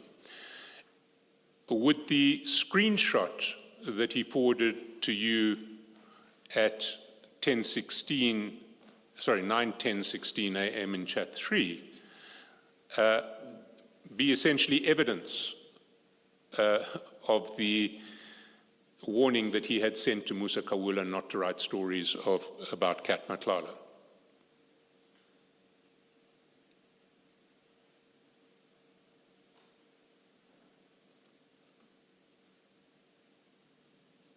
Sorry, Witness F, my question was, well, maybe I should put it slightly differently. Did you understand the screenshot that he sent to you at 9:10 to be a screenshot evidencing that he had warned Musa Kaula not to write stories about Kat Matlala?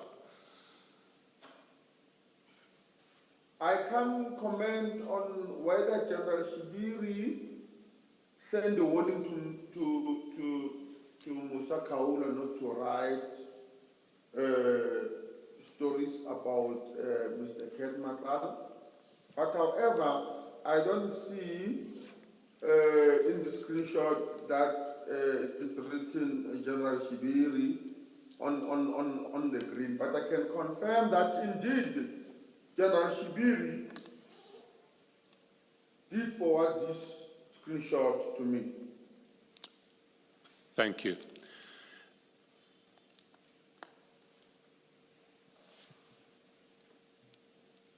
Two chats down, chat number 5. General Shabiri says, send my claim to Tabang at finance. Now, who does Tabang work for? South African Police Services. And can you give us Tabang's details? I don't have them. I don't know them, but I confirm that Tabang works in the claims office in South African Police Services. And where will we find Tabang in the SAPS? In which department will we find Tabang at SAPS? You will find Tabang in the 4th floor in head office, Pretoria, in the claims office.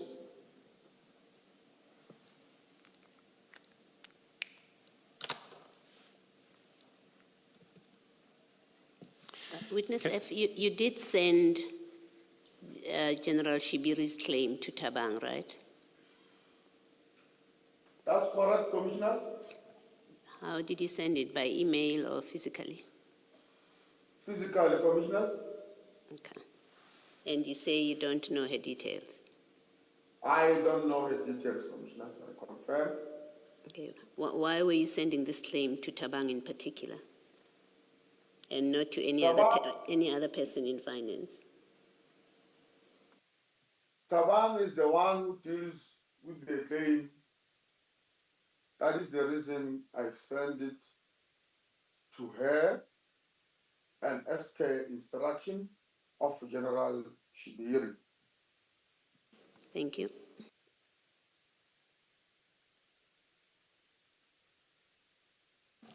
Can we then go down, or up rather, to page 53?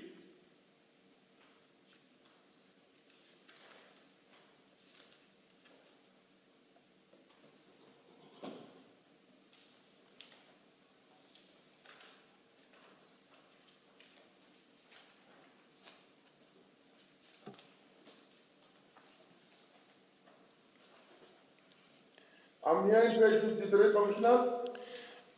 In chat number 1 on page 53 on the 21st of October 2024,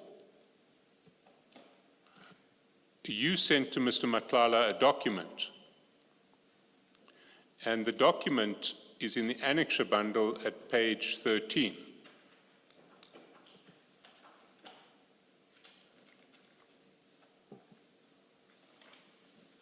Sorry, is that page 13? 13.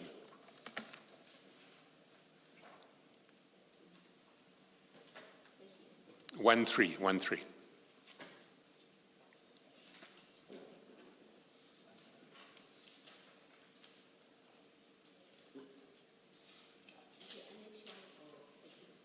Of the annexure bundle.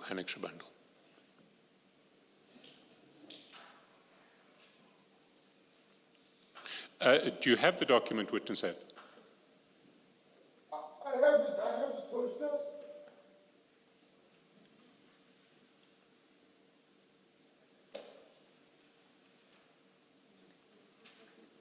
I don't have a page 13. My 3 or 4 starts at page 60. You can project it in the meantime. 60.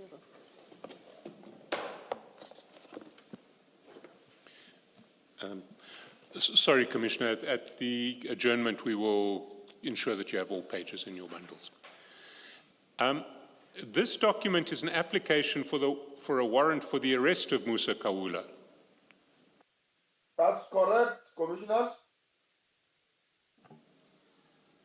And it's a warrant for arrest for contravening Section 13 of the Cybercrime Act, and count 2 is crime and injuria. You see that? That's correct, Commissioners. How did you come to be involved, or how did you come to be in possession of this warrant? Was it your case?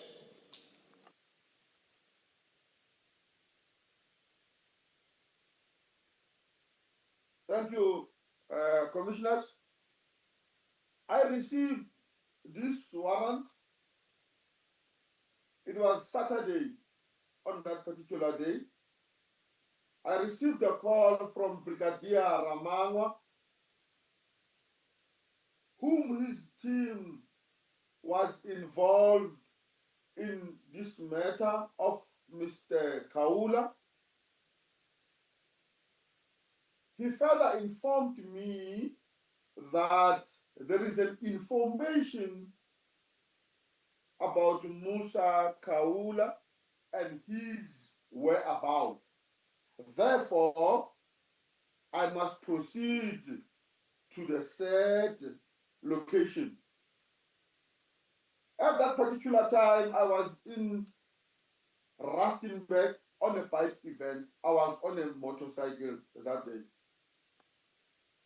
I further told Brigadier Ramama that it won't work today because it was on Saturday and I was a bit far. It will almost take the whole day for me to drop a bike and take a state vehicle to a said place. Then he insisted that I must proceed where the state vehicle was. I then went back to where the state vehicle was. I then informed Brigadier Ramangwa that I have arrived. But the problem is I can't go there alone. There were no members available on that day because it was the weekend. But fortunately, I was able to get hold of Captain Zumu, who further accompanied me to the said address. On our way, then Brigadier Ramangwa sent to me this warrant of arrest.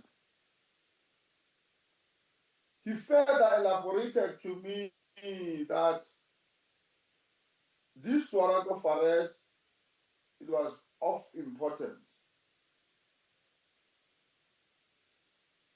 I then proceeded there together with Captain Zumu. On our way, we received a call from General Sibia telling me that I must also forward this warrant to Mr. Matlala, because at that time, Mr. Matlala had a security company. According to Mr. Matlala, to General Sibia, Mr. Matlala, his security company always has or have a vision where Musa usually goes on weekends. So it would be appropriate for them, when they effect arrest, they must have a warrant. I did not see any problem with it because usually the subs do work with private securities. I then forwarded it to Mr. Matlala. After 45 minutes, I received again a call from General Sibia telling me that, or confirming to me about what already General Ramangwa has said to me, that this matter is the matter of importance. The person involved there, he did not mention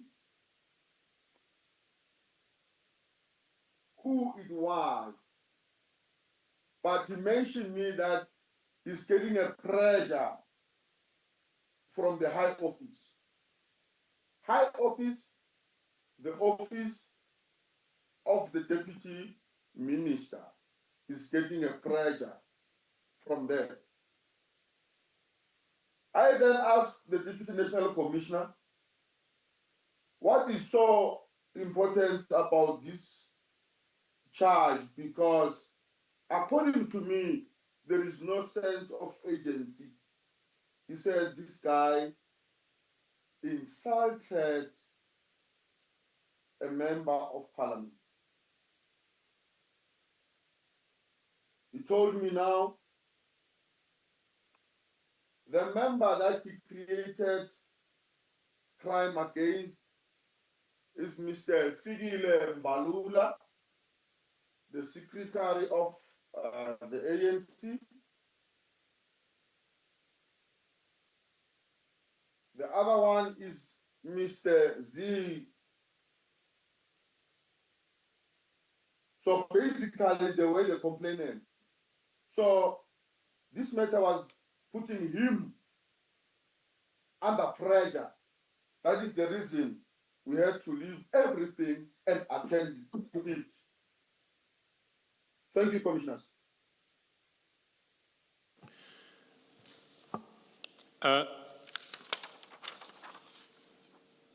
Just to clarify parts of that answer, Witness F,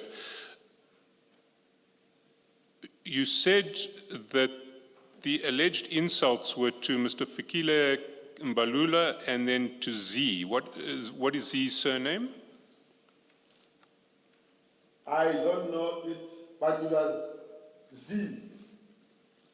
Z. And who told you that Z had been insulted?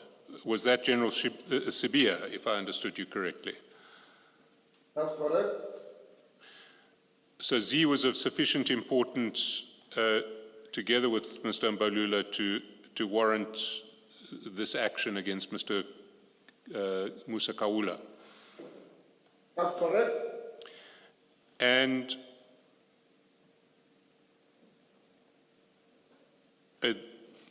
your evidence was that it was reported to you by General Sabia that he had been pressurized by the deputy minister to do this.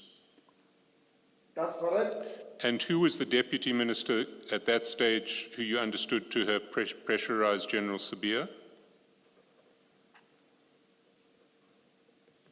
Mr. Kassel Makale. And General Sabia asked you to forward the warrant to Mr. Matlala. That's correct. And did I understand you correctly that he said forward it to Mr. Matlala because we may need, you might want to use his security company to effect the arrest or to assist with the arrest? That's correct. And this was an arrest of Musa Kaula, and yet you knew that in the previous month,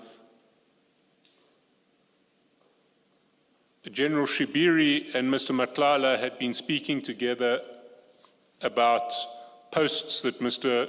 Kaula had made about Mr. Matlala. Can you repeat that, Commissioner? General Sibia, according to your evidence, said, bring Mr. Matlala, notify Mr. Matlala, give him the warrant of arrest because we may need his security company to assist in effecting this arrest. Not exactly as in we may need. He said, usually where Mr. Matlala goes, together with his security company, they do see sometimes Mr. Kaula.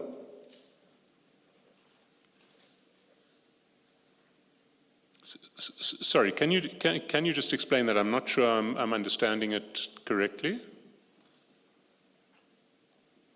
I'm explaining that it was not that we may need the security services of Mr. Matlala. It was the matter of where usually Mr. Kaula goes. That is where Mr. Matlala goes on weekends, together with his security. So it might happen if they see him, and they might arrest him because of our honor. So Mr. Matlala may know where Mr. Kaula is. That's correct, because he sees him where he usually goes on weekends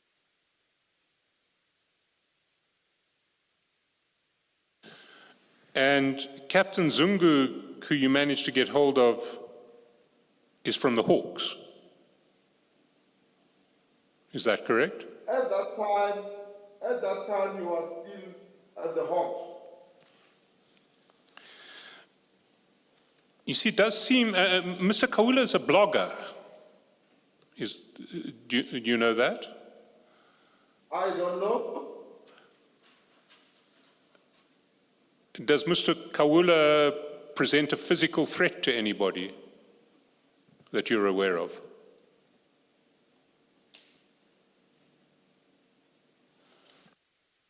A physical threat as opposed to a threat to their dignity? Physically, no.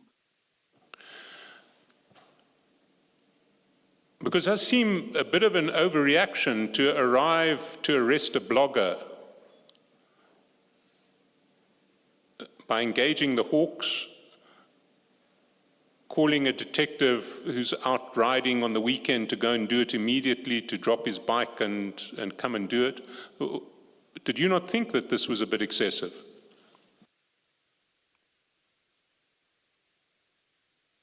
Thank you, Commissioners. I did not call a Hawks because of the manner of office that he holds. I called him because he's a person that is known to me, and he's not staying far from where I stay. So I saw it's so convenient that because of it's a weekend, let me try him.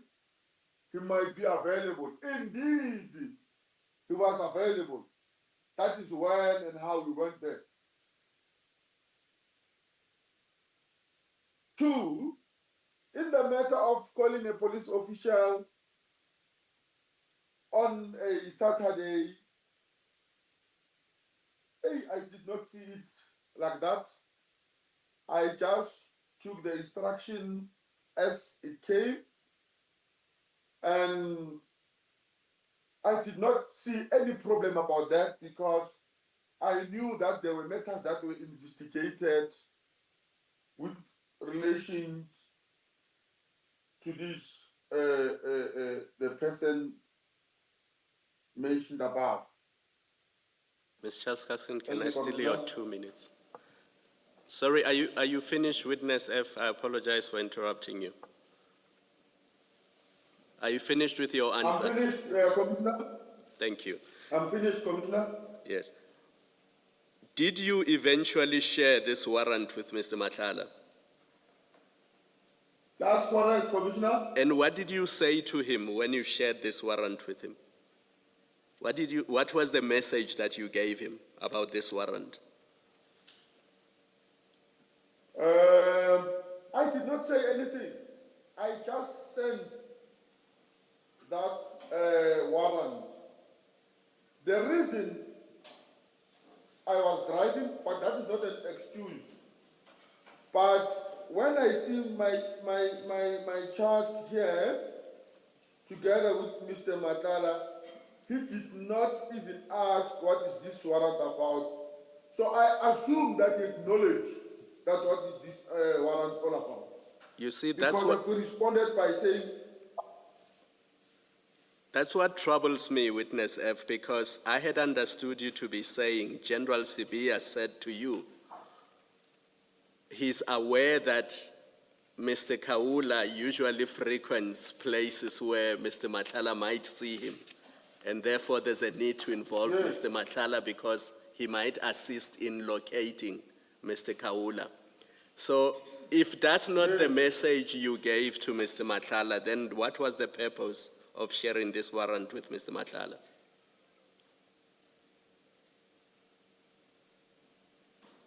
can you repeat that, Commissioner? I'm not sure if I understood you clearly. If you did not tell Mr. Matlala that his services were needed to trace Mr. Kaula, what was the purpose of you sharing this warrant with Mr. Matlala?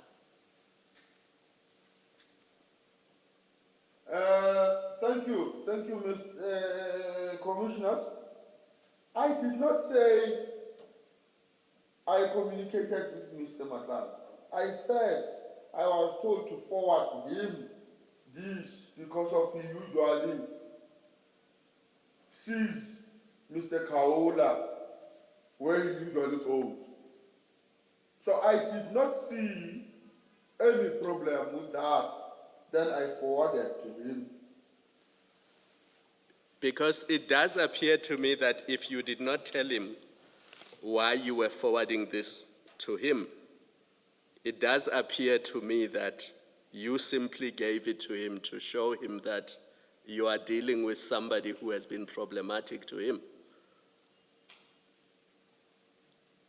That's not the way it seems. Maybe it's taken out of context, but according to me, I was sending to him to give a hand as per the instruction. Yes. And it's now, this is a third document we've dealt with in your evidence, a third police document that has nothing to do with Mr. Matlala's cases that you are sending or sharing with Mr. Matlala. Do you remember the first one was that IT screenshot that showed, it showed the progress of a case in Mamelodi? That was the first one. And then there was the other one that showed, thank you, there was the other one that showed fingerprints and that case involving a heist. Do you remember that? Commissioners, that was not for Mr. Matala, that involved fingerprints. It was for Mr. Mutsumi. Yes. Correct. And then there is this document which you say you have shared with Mr. Matlala. And in all three instances, these are police documents, these are SAPS documents, and they have nothing to do with the people you've shared them with. Do you accept that?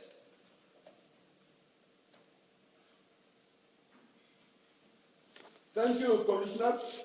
I would not accept that. Reason being, Mr. Matala, at that particular time, when I sent this to him, he was a legit security company owner.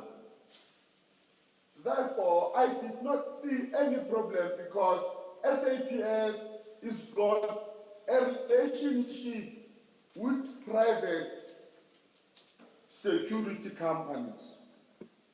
Most of the cases that have been made or are being combated, security companies are involved. That is the reason, to me, it did not have any problem. And at that particular time, Mr. Matlala was a legit businessman. Thank you, Commissioner. Thank you. Mr. Shaskasin, let's take the adjournment now. Can I just add one question to Commissioner Kumalo's questions, which is, Commissioner Kumalo put to you, Witness F, that what it looked like was that you were sending this warrant to Mr. Matlala to show him that you were sorting out someone who had been a problem for him. Can we go to chat number 2, because that's Mr. Matlala's response. It's Asbonge and a thanks emoji. Yes. So he thanked you for sending you the warrant, for sending him the warrant. Doesn't that... That's correct. Does that not reinforce the proposition that Commissioner Kumalo put to you? That this was an exchange where you were showing Mr. Matlala that you were sorting out someone who had been a problem to him. That is not correct. According to my understanding, it was a sign or a statement of acknowledgement Asbong. I haven't seen Asbonge or a thanks emoji as a sign of acknowledgement in any of the other chats that Mr. Matlala sends to you, save in contexts where he is thanking you for doing him a favor.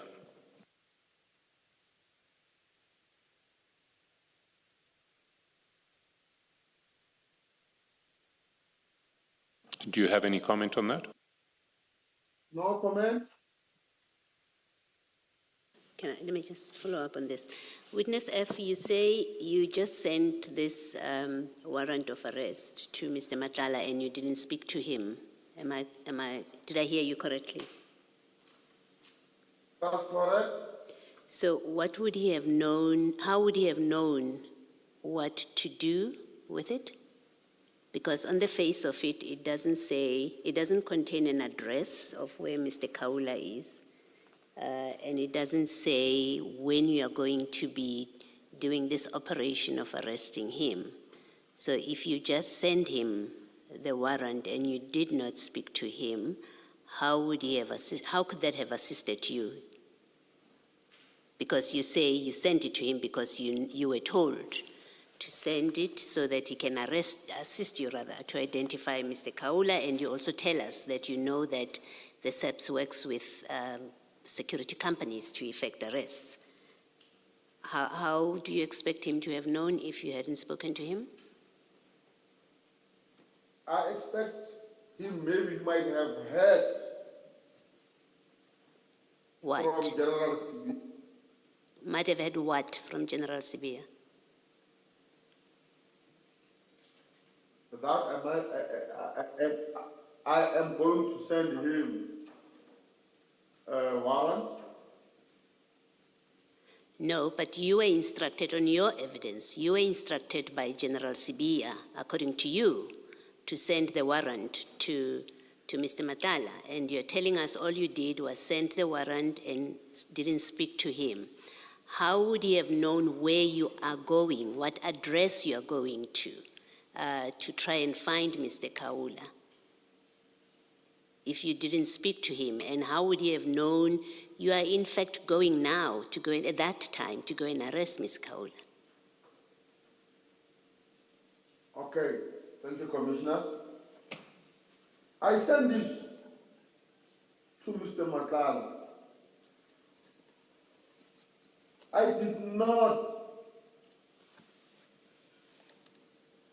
say to Mr. Matlala, the reason that I sent this to Mr. Matlala, it is because, according to him,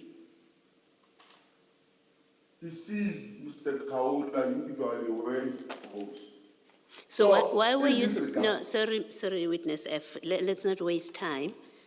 Why did you send this to Mr. Matlala was the question earlier. You said, I sent it because I was told to send it, and I didn't see anything wrong with that because I know that the SAPS works with security officers. You've already told us that.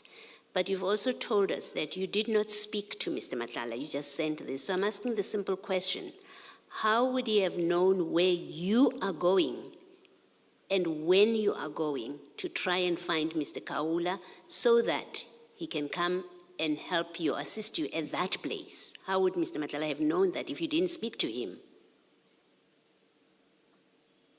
Okay, maybe if I can explain this in this way.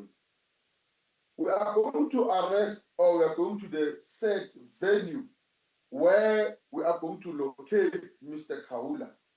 We are giving Mr. Matlala this warrant for if he sees him there. Yes. So we are going to another section. So you gave allow me to cut you short because I really would like you to give me a direct answer. So you did tell him where you are going because that's the only way he could help you, by going to the same place where you are going. Excuse me? I did not, Commissioners. I did not tell him where we were going. Yeah. Okay. I think what you are doing is you are not you're not being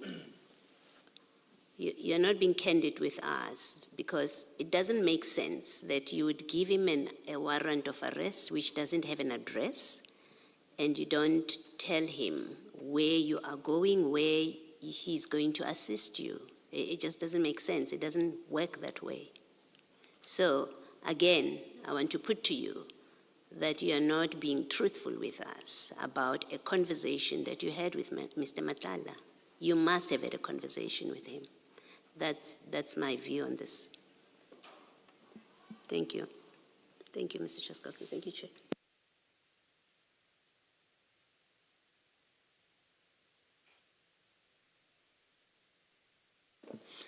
Let's adjourn and resume at 11:25.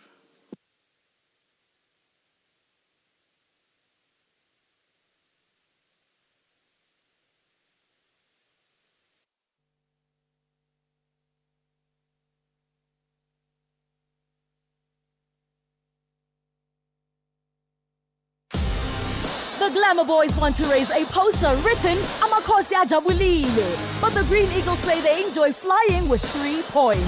This is the CAF Confederation Cup. Do not miss out on Kaizer Chiefs versus Al Mazri Sporting Club on Sunday, 8 February at 2:30 p.m. Live on SABC Plus and SABC 1. Proudly brought to you by SABC Sport. For the love of the game. Abafana Besithende want this to be a happy weekend for their fans. But Mswenko boys want to brag with a win on their way back to Northwest Province. This is the Nedbank Cup Last 32. More than a number. Catch Golden Arrows versus Orbit College this Saturday, 7 February at 5:30 p.m. Live on SABC Plus and SABC 1. Then on SABC radio stations at 6 p.m. Proudly brought to you by SABC Sport. For the love of the game. You can become a victim of a legal problem: wrongful arrest, assault, uncontested divorce, rental dispute, maintenance matters, or labor problems. It can happen to you. Clientele Legal provides tough professional lawyers for an affordable monthly premium. Our legal team is standing by to assist you 24 hours a day. Join today. SMS SAFM to 32195. That's SAFM to 32195. Clientele General is an authorized FSP and licensed non-life insurer. T's and C's online. Standard rates apply. It is time for incredible action on the tennis court. Mzansi Africa clashes with Montenegro. Emotions are pumped up by passion and thirst for victory. This is the Davis Cup World Group 2 playoff tie. Witness the World Cup of Tennis. Renault South Africa Davis Cup team versus Montenegro on Saturday, 7 February at 11 a.m. Then on Sunday, 8 February at 10 a.m. Live on SABC Plus, SABC 3 and SABC Sport on DTT Channel 4. Proudly brought to you by SABC Sport. For the love of the game. Sanibonani Dumelang Absheni Lochani Mzansi igama lam nguZanele untomdodwa izinhluzelza, but you can simply call me uZanele Mthombeni. I am your new host, Khona yi Ekaslami, the TV show that profiles some of your absolute faves, celebrities. I'm talking when an actor, musician, bona, politician, benekanti zonke bonke zikhona, and we take them to Ekasi and find out who exactly they were before all the glitz, glam, lights, cameras, and action. Oh, bye, Uzi. Ekaslami, Tuesday at 6 on SABC 1. Mzansi for sure.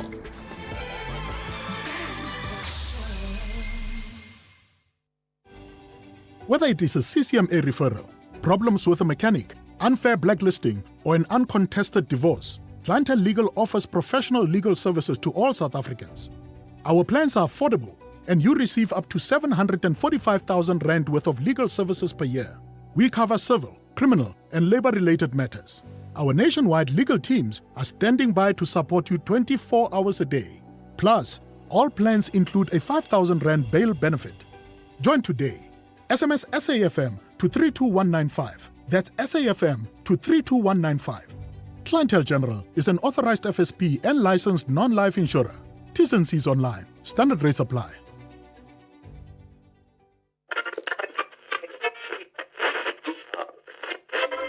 For 90 years, one voice has informed, challenged, and connected a nation.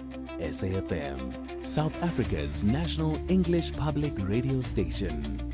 Established in 1936 as the SABC's very first service, the A program, evolving through the English service, Radio South Africa, to SAFM in 1995, shaping thought and strengthening democracy. From a full-spectrum station to a trusted home of news and talk, SAFM continues to lead the conversations 90 years strong. SAFM, leading the conversations that move us.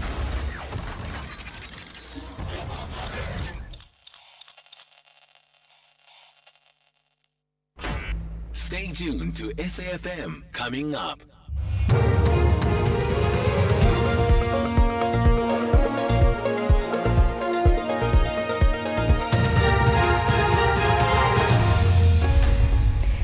In our top stories, Steenhuisen confirms exit from DA leadership race, and Witness F continues testimony at Madlanga Commission. Good morning. DA leader John Steenhuisen has announced he will not seek re-election at the party's Federal Congress in April. Steenhuisen, who is also Agriculture Minister in the Government of National Unity, says he wants to shift his focus on eradicating the foot and mouth disease. His political career started 30 years ago. Steenhuisen addressed the media in Durban.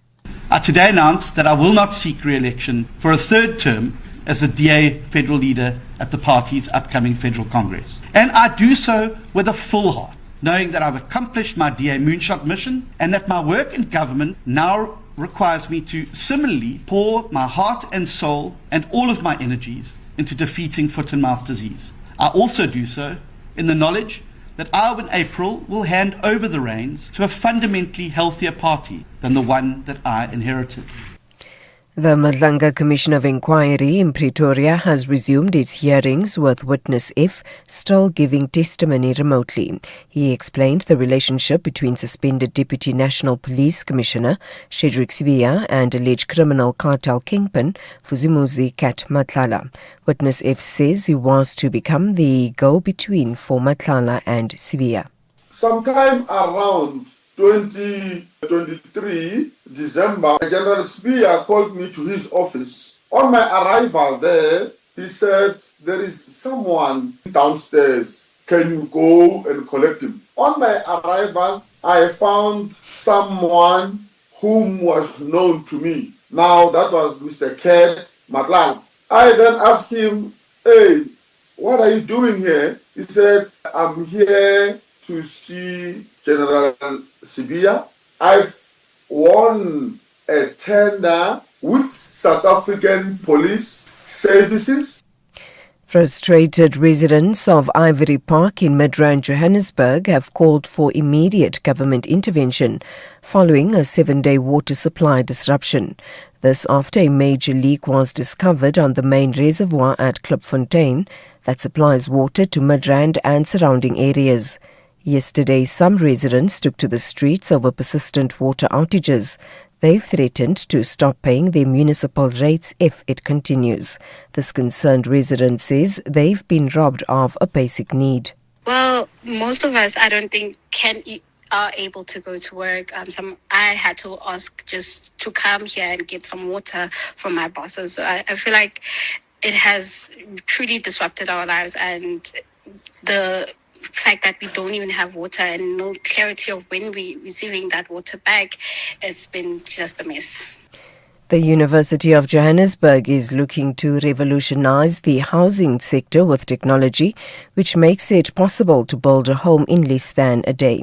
Researchers say they've developed a 3D printer capable of constructing a 40 square meter house in under 8 hours.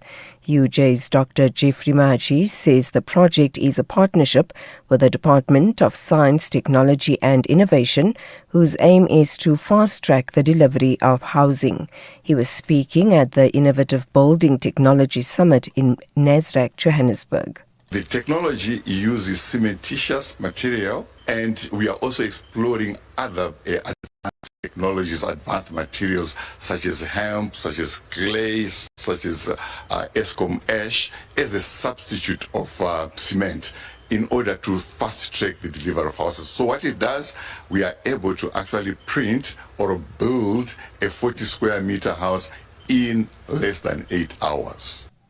And finally, the U.S. House of Representatives has approved a spending package to end a partial government shutdown that began on Saturday. The measure funds most government agencies until the end of the fiscal year in September. But the Homeland Security Department will be funded only until the end of next week. Democrats are pressing the Trump administration to limit its migrant deportation campaign. The Republican Speaker of the House, Mike Johnson. We make the plea and the demand that the governors and the mayors in these blue states and blue cities participate with federal law enforcement so that we have a safer environment in which to enforce federal immigration laws. Very, very important, and it's something the American people demand and deserve. We'll go forward now. We think the next 2 weeks will be critical, but I hope that they will not keep that funding in suspense because it's too important to the American people. Recapping the top story, DA leader John Steenhuisen has announced he will not seek re-election at the party's federal congress in April. Steenhuisen, who is also agriculture minister in the government of national unity, says he wants to shift his focus on eradicating the foot and mouth disease. For SAFM News, I am Anne Musa. SAFM 104 to 107 nationwide. Sanibonani dumelang absheni lochani Mzansi igama lami nguzanele untomdodwa izindluzalza, but you can simply call me Uzanele Mthombeni. I am your new host khona yi Ekaslami, the TV show that profiles some of your absolute faves celebrities. I'm talking wena actor, musician, bona politician, benekanti zonke bonke zikhona, and we take them to Ekasi and find out who exactly they were before all the glitz, glam, lights, cameras and action. Ekaslami, Tuesday at 6 on SABC 1. Mzansi for sure.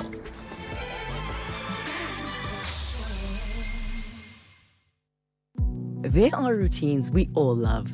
Morning and night skincare routines, exercise routines, even new routines like meal prep, journaling, and chemo. That last one hit differently, didn't it? The truth is, over 99% of cervical cancer cases are linked to the human papillomavirus. So if you're a woman between 15 and 44, act now. Ask your healthcare provider about the HPV vaccine. This message was brought to you by MSD. With the ever-changing financial landscape, it can be difficult to make sense of all the moves at times.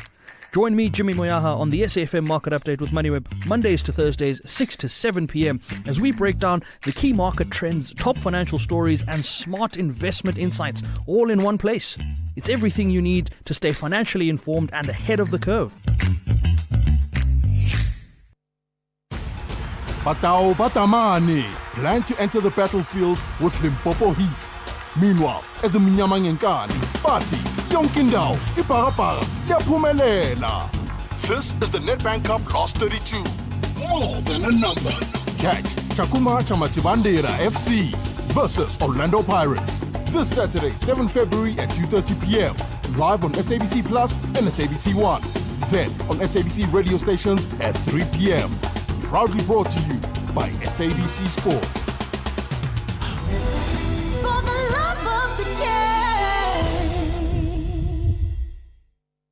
Clientele is here to safeguard you and your family with compassion because life happens. Be part of a family that truly cares. Our funeral dignity plans have helped South Africans bury their loved ones with dignity for more than 30 years. Let us help you create a meaningful tribute that honors your life and those of your loved ones. We pay out within 24 hours and you will get double accident cover with a clientele funeral plan. Our plans are affordable. Pick the option that suits your needs. Easy to apply, no medical examinations and no paperwork. SMS SAFM to 48031. That's 48031. Clientele Life is an authorized FSP and licensed life insurer. T's and C's online. Standard rates apply. The Cherries won victory as a cherry on top of home ground advantage. Backwards, still there for Bournemouth. Not bundled home yet. Now it is. Bournemouth 3. Liverpool 2! Stoppage time was up! Meanwhile, the villains believe regular wins will position them in the top 4 bracket. Oh, what a goal! Emiliano Buendia Aston Villa fans. Some lovely approach play from Aston Villa, and what a finish from Buendia. Straight into the corner. This is the Premier League. AFC Bournemouth versus Aston Villa, this Saturday, 7 February at 4:30 p.m. Live on SABC Plus and SABC 3. Proudly brought to you by SABC Sport. For the love of the game. You are listening to The Full Circle. A space where generations come together in conversation that seek to spark curiosity, inspire innovation, and feed the curious mind. For arts, culture, and robust conversations, join me every weekday between 1 and 3 p.m. on The Full Circle with Bridget Masinga as we explore the stories, lessons, and conversations that guide us back to self.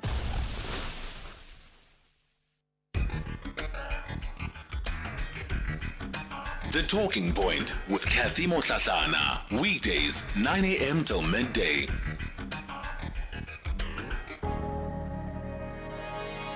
You're listening to The Talking Point, 22 after 11 o'clock. Thank you for tuning in, and welcome if you've just jumped on board. And we continue to lead conversations right through until midday. We should actually change that to we continue to lead commissions right through. We're leading the commissions on The Talking Point. Right through till midday.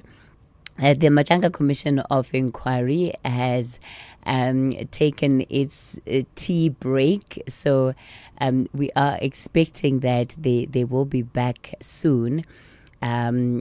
More concerning, deeply concerning evidence coming out of that commission from Witness F, who is a police officer and seemingly the middleman for the now suspended Deputy National Commissioner of Police, Shadrack Sibia, and his communication with the likes of Kat Makala, and just how information was seemingly flowing from investigations and the work of the SAPS into these private, into the hands of these private individuals who were also, in one way or the other, being looked into by certain segments of the criminal justice system.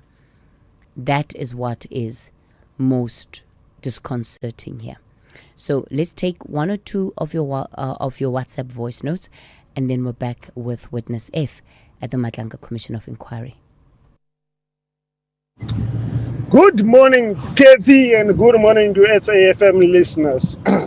Kathy, don't you think, my sister, it's a waste of time of taking an oath or taking a affirm? Don't you think those things it's a waste of time? Because those guys are lying under the oath, under whatever they took. They are just lying. I'm listening to Witness F. The guy is lying, really. It's really lying. Or before you start, Mr. Chancellor, I think it's a waste of time. The Madlanga must just go straight in the documents. That's Honorable Magwicha Ayakubana. Ekapa Kwelgazile 2. Dango. Yeah, Tembo, right? Yeah, man, I want the DJ who did the song John Valley to make a remix now. That John Valley because it's going now. The gate is closed for him. Thank you very much. SAFM values your views. Be an active citizen.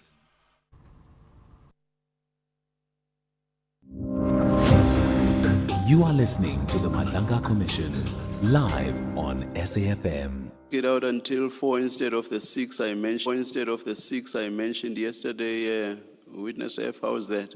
4 p.m., please. And then you Can may... I try my luck? I'm sorry? Can I try my luck my honorable commissioners that maybe at least 3 o'clock so that I know the doctors, most of them, they close around 4. From where I am to Potchefstroom, it will take maybe 2.5 hours. That will give maybe ample time. Thank you, commissioners.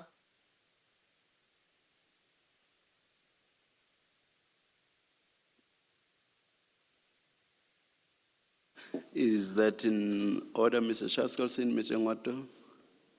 2:45, Chair. 4. 2:45.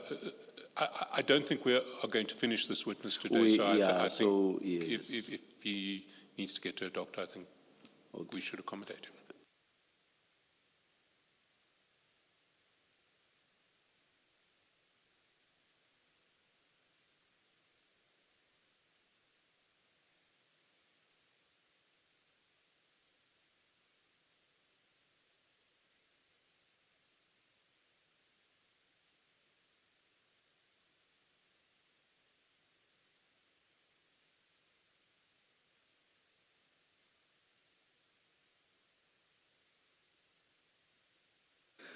No, we're just thinking if we would be able to stick it out until 2:45, perhaps 1:30 then, and then we adjourn for the day. Indeed, Chair. I mean, it makes sense not to take an hour's lunch break and come back for 45 minutes. For 45 minutes. Yeah, Mr. Ngwato will probably say, but I stuck it out for far longer than that. All right, thank you. Thank you. I'm talking about yesterday, Mr. Ngwato. Thank you. Yes, Mr. Shaskelson. Witness, if I understood your evidence correctly, and I fear I might be one of the people who hasn't been hearing so well,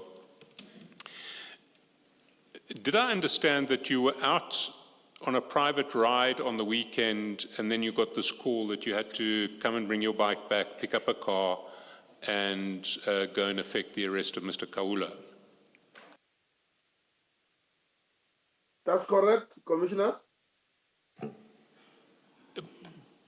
Because the date that you sent the warrant of arrest to Mr. Kaula, Mr. Matlala, and now I've lost my place. It was the 21st of October, 2024, on page 53, chat 1. You see that? That's correct. And I've just looked at the calendar on my computer, and the 21st of October 2024 was actually a Monday. So you couldn't have been out on a ride on the weekend, you would have been on duty. Thank you, Commissioners.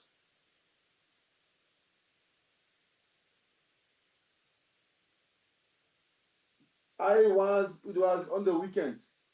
I remember. Because where we're supposed to arrest Mr. Kaula, it was on an event where you were supposed to come and perform. So I still maintain that it was on the weekend. That may well have been so, but the date that you sent the warrant of arrest to Mr. Matlala was a Monday. It was 12:46 on a Monday, not on the weekend.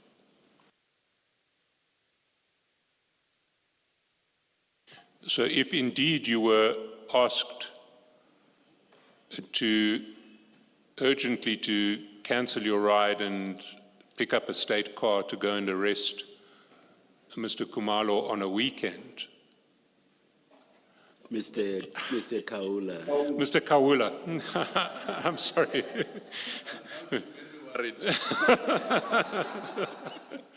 Mr. Kaula, that wasn't the day that you sent the warrant to Mr. Matlala. Okay. Can I just confirm with my calendar now?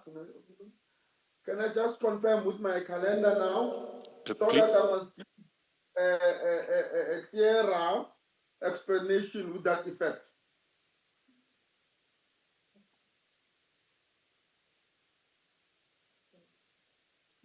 Okay.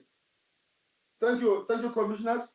It might have been a human error from my side that I've said I might have sent it on Saturday.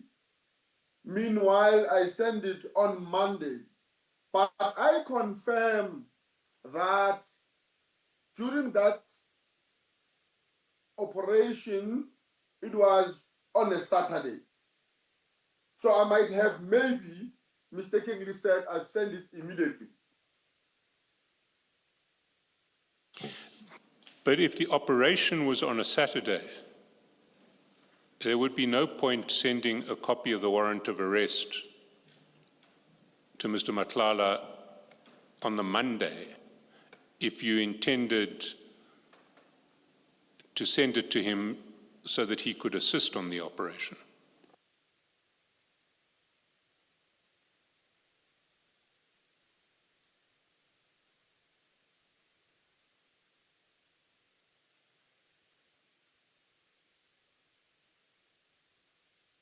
So what I'm putting to you is that your intention in sending the warrant to Mr. Matlala was another intention,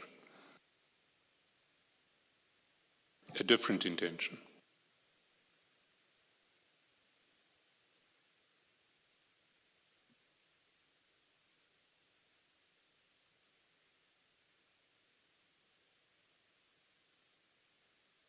Witness F, are you still with us? If you are, please respond. I'm still with you, Commissioner. Please respond. That's not correct. That's not correct. Witness F, I don't want to take it further. I've put my proposition to you. I would like to take it further. Witness F, you say that you were instructed this is urgent and you need to execute it immediately. So, and you say that you executed this operation it was a weekend and you had to stop what you were doing. So according to the calendar, if the warrant is sent to Mr. Matala on a Monday, it must mean that you would have executed the operation on the previous Saturday then, the Saturday preceding the Monday, right? It must be so, if you acted on this urgently. Am I correct? Correct. Yes. So according to the calendar, the Saturday was the 19th, the 20th was the Sunday. You say it was a Saturday when you got this urgent instruction. So what is being put to you is that if you executed the operation on the 19th, but you only sent the warrant to Mr. Matala on the 21st, it could not have been so that he assists you. Because you were going to act on this, you already acted on this on the 19th. That's what is being put to you and suggested, that you would have then sent it on the 21st for a different reason because you've already executed this urgent instruction on the weekend. So when you say that's not correct, when you say that's not correct, can you just explain that? Commissioners, I did not send. Okay, let me explain. One, on that day when the operation was conducted, we did not find Mr. Kaula. Two, I've sent this warrant to Mr. Matala because, according to him, wherever he goes, usually he sees Mr. Kaula. So it was user-friendly for him. When he sees him, he executes the warrant, called the nearest police station, or called me. That was what I was doing. Okay, so when you execute, you say when you executed on the weekend, this agent instruction, you did not find Mr. Kaula on the weekend, on the Saturday? That's correct. Okay, and then, but then at that point, you had not informed Mr. Matlala, right? You hadn't shared the warrant with him? Because you only share it on the 21st. The answer is yes. We can see from the WhatsApp messages that, yes. So you sent it only on the Monday after you failed, according to you, to execute the warrant on the Saturday. When next did you go to execute the warrant, and did you go with Mr. Matlala if you didn't execute it on the 19th?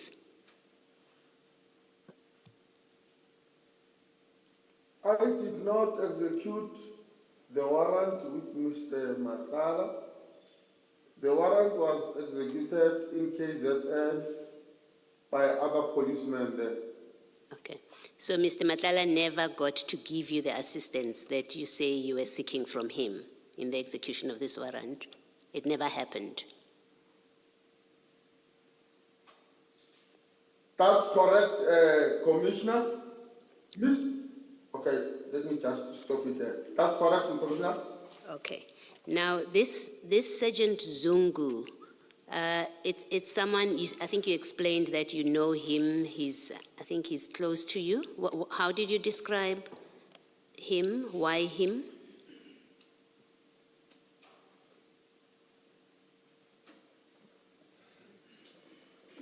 I describe him because he's staying nearer to my place, and he is, or he was, the police official available at that time. But on arrival to the venue where we were going together, myself and Zungu, we were joined by a Gauteng trekking team. Sorry, you were joined by? Gauteng trekking team, other officials, Gauteng trekking team. So you did not need Captain Zungu? Are you saying trekking team? Sorry. Trekking team. Are you saying trekking team, Witness F? That's correct, trekking team. To come to the point of my Honorable Commissioner, I did need Captain Zoom, because at that time, receiving that instruction, I was alone. So there was no way that I could go alone there, because of I did not even know that we will be joined, or I will be joined by the trekking team. So who called the trekking team to come and help you if you did not know that you were going to be assisted by the trekking team? I assume it was Brigadier Ramangwa. Who called them to come and assist you? Witness F? I'm listening, Commissioner. You say you assumed it was Brigadier Ramangwa that called them to come assist you. That's correct, Commissioner. You have other SEPS members on your telephone. Why didn't you get any one of them who was on duty? Because officers were on duty.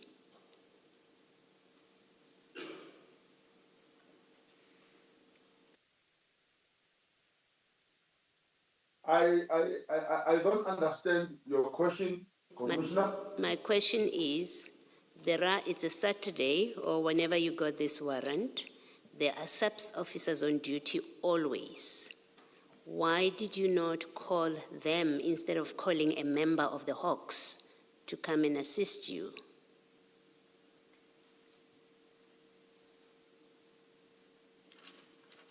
At that time, I did not take him as a member of the Hawks.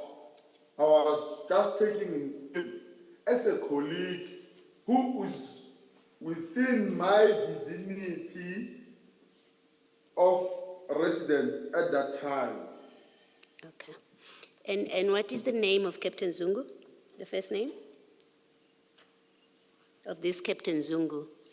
that lives near you that you have on your phone? Thank you, commissioners. Who's that guy? It's Fallen. Say that again? It's Fallen. Faleni. That's correct, Commissioner. All right, thank you. Thank you, Mr. Shaskalson. Sorry, Mr. Shaskalson. Yes.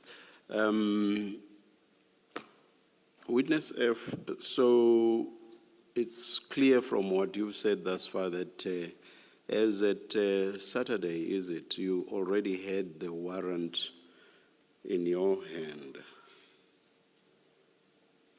or not?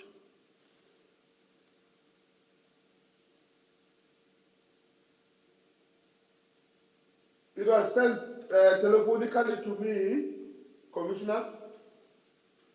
On the Saturday.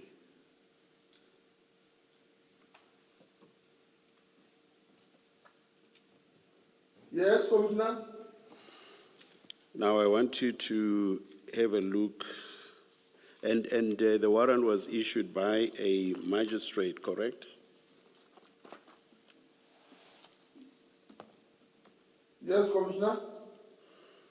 And the state at the foot of the warrant would be the stamp of the magistrate's court where the warrant was issued, correct?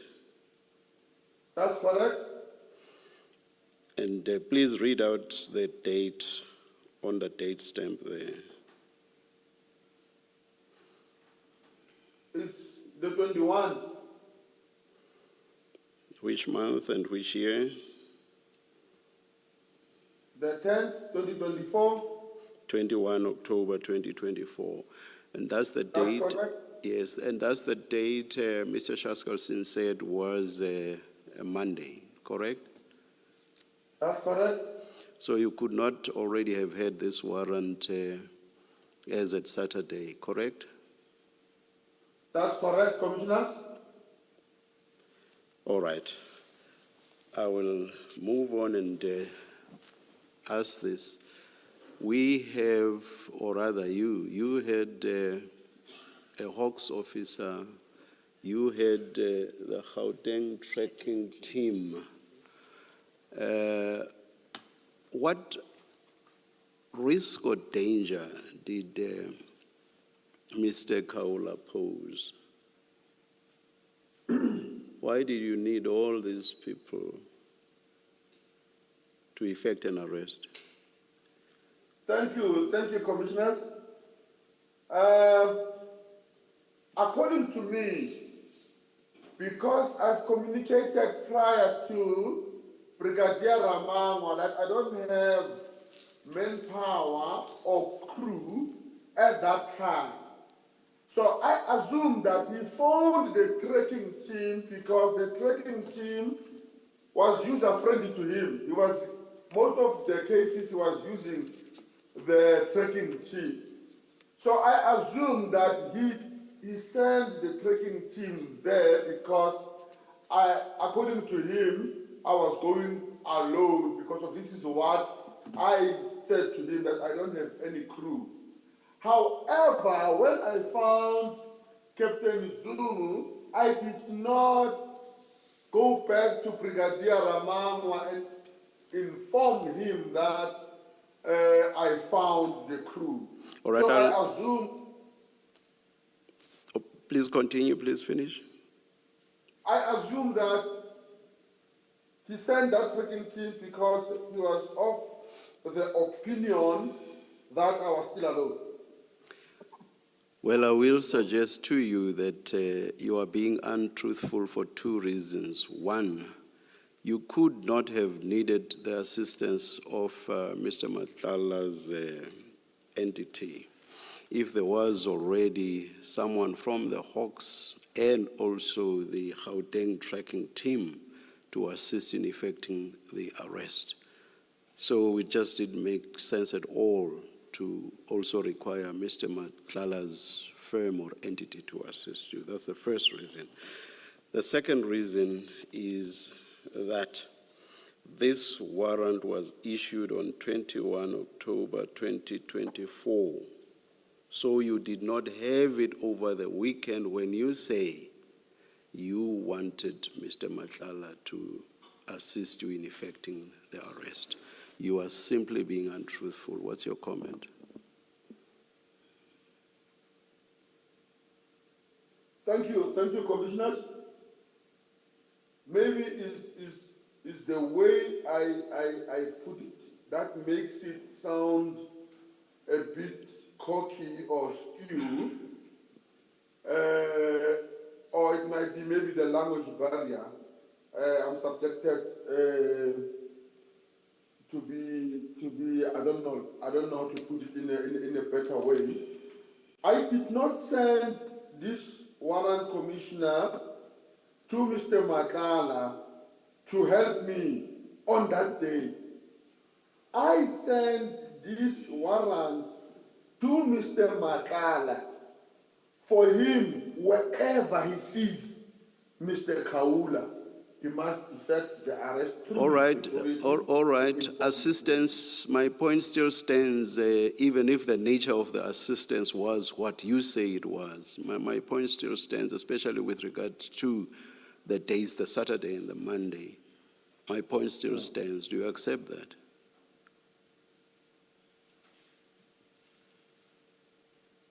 Do you accept that or not?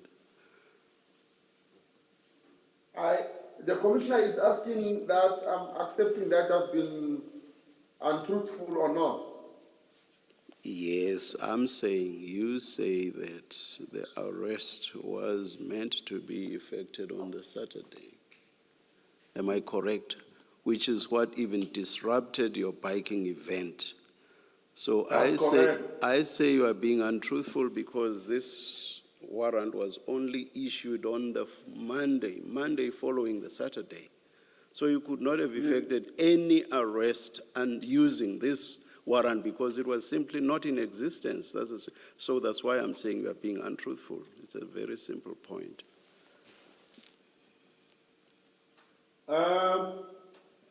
Thank you, commissioners. I'm not trying to hide or waste the commissioner's time.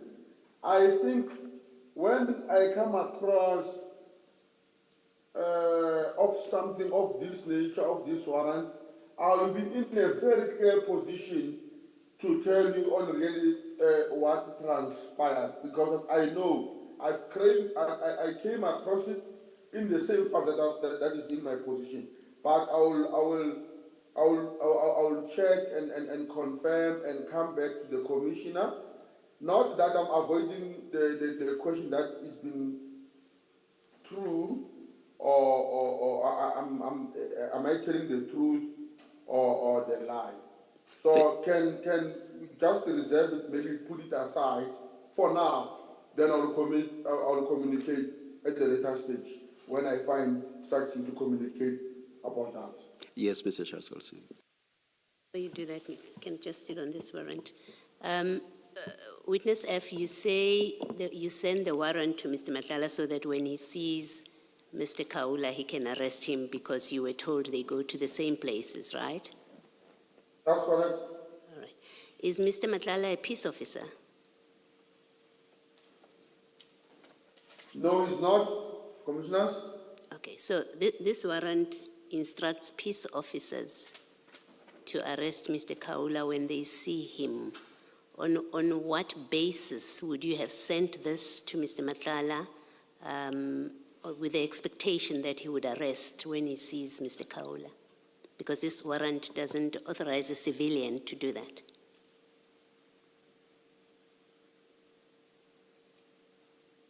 Thank you, commissioners.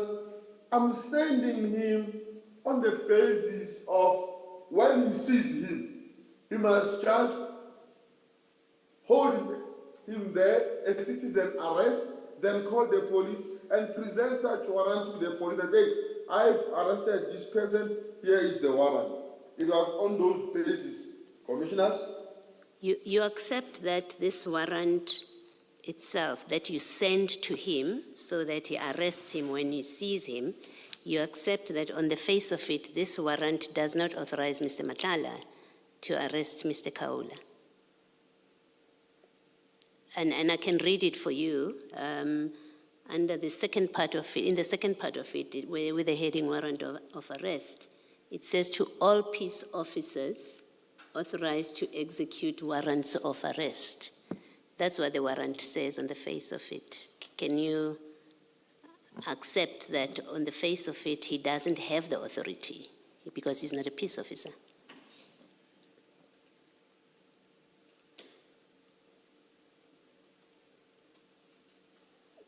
It's really a simple. It's simple what I'm presenting to you. You just need to read the document which is in front of you, and then it says what it says. You can't change that. That's correct, Commissioner. So on the face of this document, he doesn't have the authority. Now, if you were giving him this document to effect an arrest, you were basically asking him to do something that's not authorized by the warrant, and therefore that is unlawful. I tend to differ with the view of the Commissioner. According to my understanding, when the warrant of arrest is being issued, or according to me, a peace officer, it refers to a senior person like a captain or colonel, or that is a peace officer, according to my understanding. So Mr. Matlala is a peace officer according to your understanding. I thought we agreed he's not a peace officer. Mr. Witness F? If you insist, let me put this to you. If you insist that Mr. Matlala is a peace officer authorized by this warrant to effect an arrest, then I think your superiors should be very worried if you insist he's a peace officer. So I'm asking you again, do you accept that this warrant doesn't authorize Mr. Matlala to effect an arrest because he's not a peace officer? Can you accept that at least? I accept that. Yes, thank you. Thank you, Mr. Cheskasen.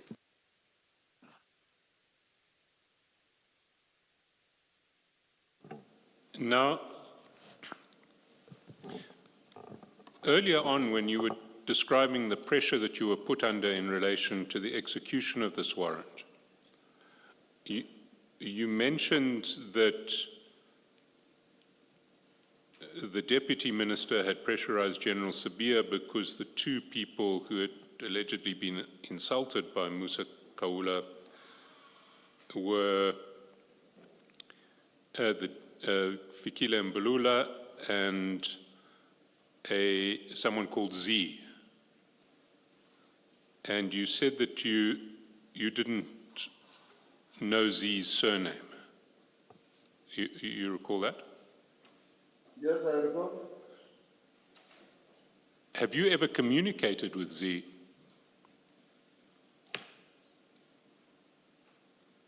Yes, I did. When did you communicate with Z?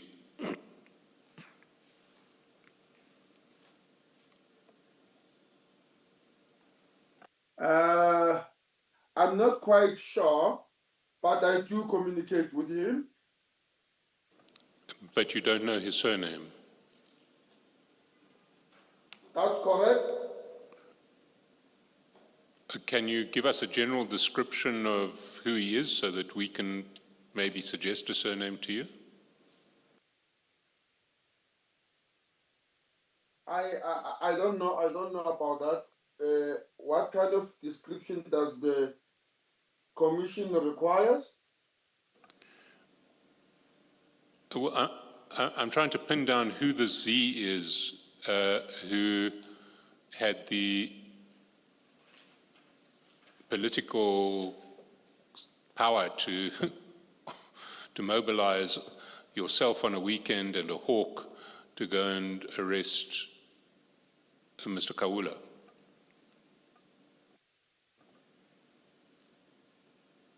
So any detail about Z that you can give us? I don't know any that I can give to the commissioner. Is it possible that his surname is Malo? I'm not sure, commissioners. So you don't know who the complainant in this case of Musa Kaula is? The complainants, according to my knowledge or information, there were two complainants. It was Z and it was Mr. Mbalula.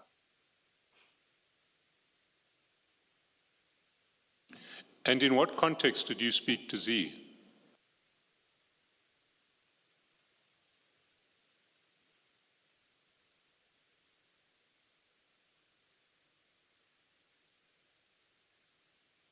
Can you repeat that? I'm not sure if I understand you better. In what context did you speak to Z? Because you said you had spoken to Z.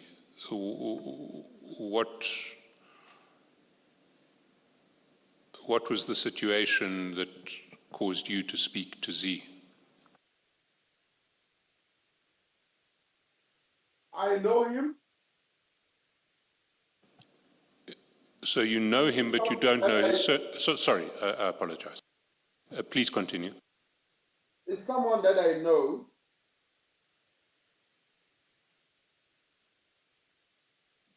You know him, but you don't know his name. I know him as Z. And how do you know him?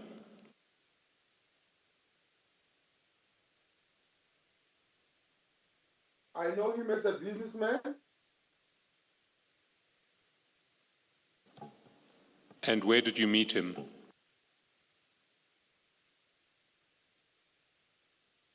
I can't exactly remember where did I met him. I can't remember. I'm just trying to remember where I met him for the first time. But I can confirm that I know him for quite some time. And the other thing again, he used to come there by the house of Mr. Msibi. Sorry, by the house of Mr.? Msibi.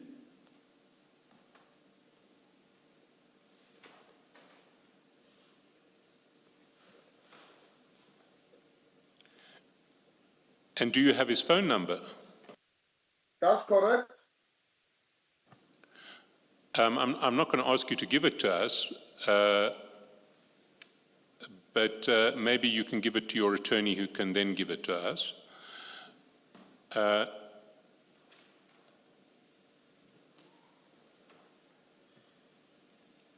Can I,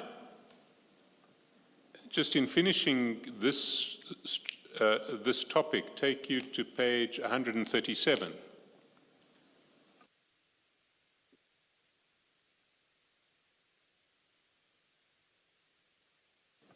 And if you go to 137, you'll see in chat number 4, General Sibiya forwards you a message, and the forwarded message is, "Good evening, Brigadier. He's in Santon cells from yesterday." The date is 11th of January 2025. At 21:37, and that's followed up by another message that General Sibiya sends to you. "This is Musa Kaula. The team has safely detained him in Santon from KZN." And then there's some thank you emojis. So, as you earlier indicated, Mr. Kaula was actually detained in KZN and held, and then brought up to be held in Santon cells. Is that correct? That's correct. And your response to the General is, did Z call you I just spoke to him yesterday and gave him your number. You see that? That's correct. What did you speak to Z about?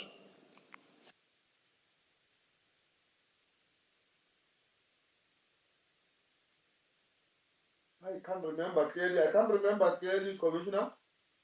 Why would you give Z General Sabia's number?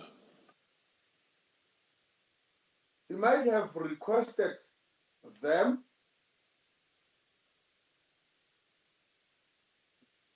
You see, what it looks like to me is that we know from the messages forwarded to you by General Sabia that yesterday, in other words, the 10th of January, was the day Mr. Kaula was arrested. And you spoke to Z yesterday and gave him General Sabia's number. And it looks to me that the most likely reason for speaking to Z on the 10th of January was to inform him that Musa Kaula has now been arrested. And you gave him General Sabia's number so that he could thank General Sabia for arresting the person he wanted arrested. Does that make sense? I can't comment on that, Commissioner. All right. I now propose to move over to a different topic. But before I do, I want to come back to something that I should have taken up with you when we were talking about Mr. Matlala earlier. You mentioned a series of generals who Mr. Matlala would come to meet at police headquarters, or who you saw him coming to meet, and one of them was General Fani. Is that F-A-N-I? I think so, Commissioner. And General Fani is in charge of police procurement, is he not? That's correct. And he sat on the committee that awarded the tender to Mr. Matlala, did he not? That's correct. Thank you. Can we then, staying with the theme of Mr. Matlala, go to page 271 of the bundle?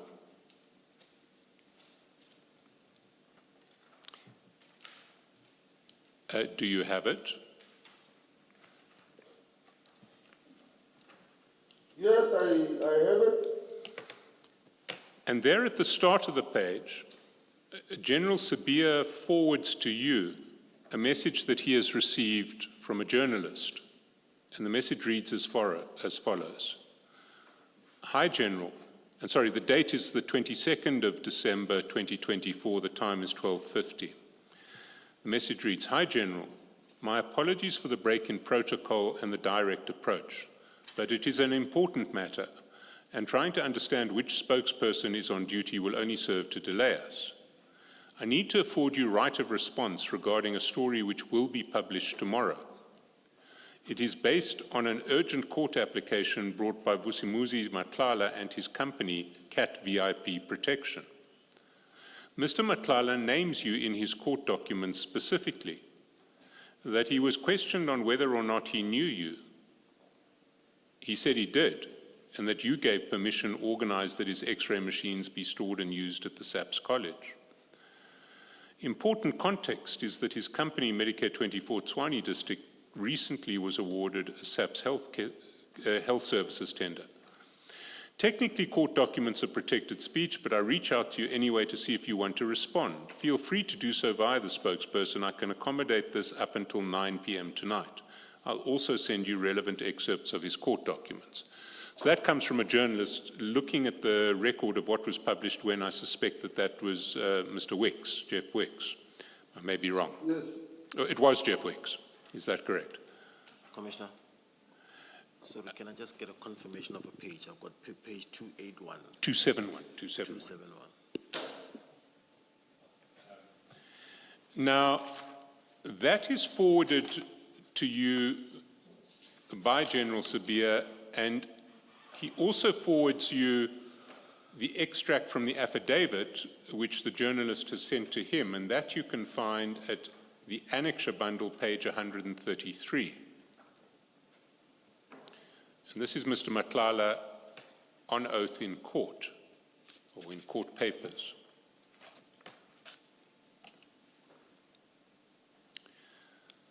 And he says, Sorry again. The page 133, annexure bundle.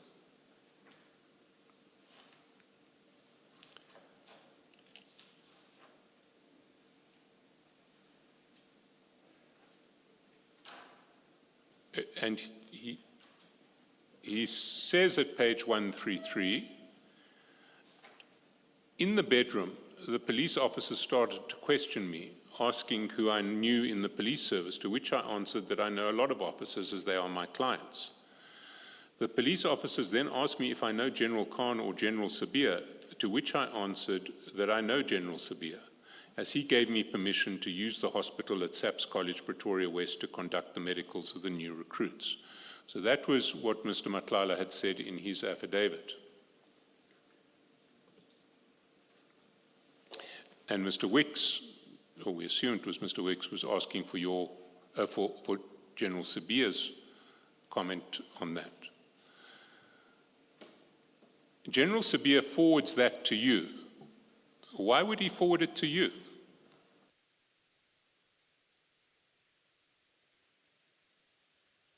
According to me, or my understanding, it was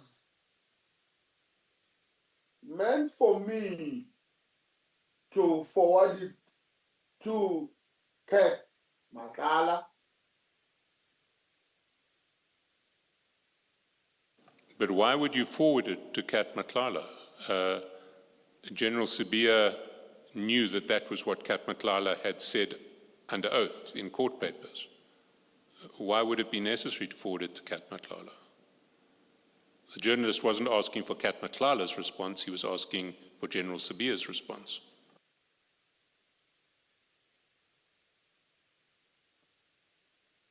This is what I assume it was meant for. Maybe to forward it to him, or to know what is Vusi Matlala is saying about him in a court document. I just assume that.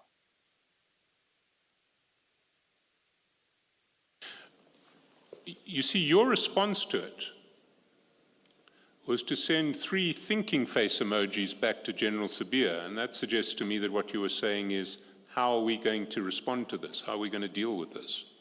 What's your comment on that?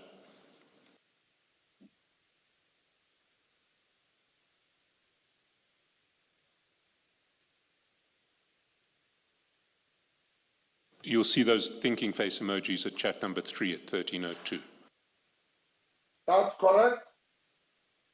I can't be putting myself on General Sabir's shoes because I was not part and parcel of this tender nor his dealings with Mr. Matlala. Therefore, I cannot say, or in these emojis as they are seen here, showing somebody thinking that, how are we going to do with this? No, I was just sending these emojis as they are. I had an interest in this tender. Thank you, Commissioners. Well, let's see how the exchange unfolds. At 1302, you've sent these 3 thinking face emojis. At 1312, in chat number 4, you call General Sabir and you have a conversation with him. After you've had that conversation, if you go to page 73,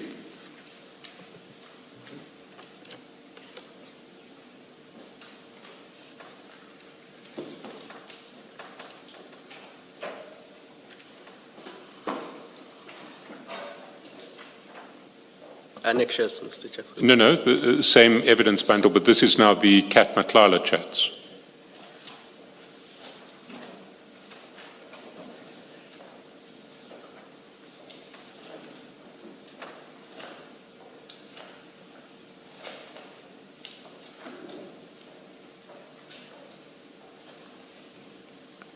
Do you see chat number 2? You've had your chat with General Sibiya on page 271 at 13:12. What you then do is you call Mr. Matlala at 13:16. You have a conversation with him. Then if you go back to page 271,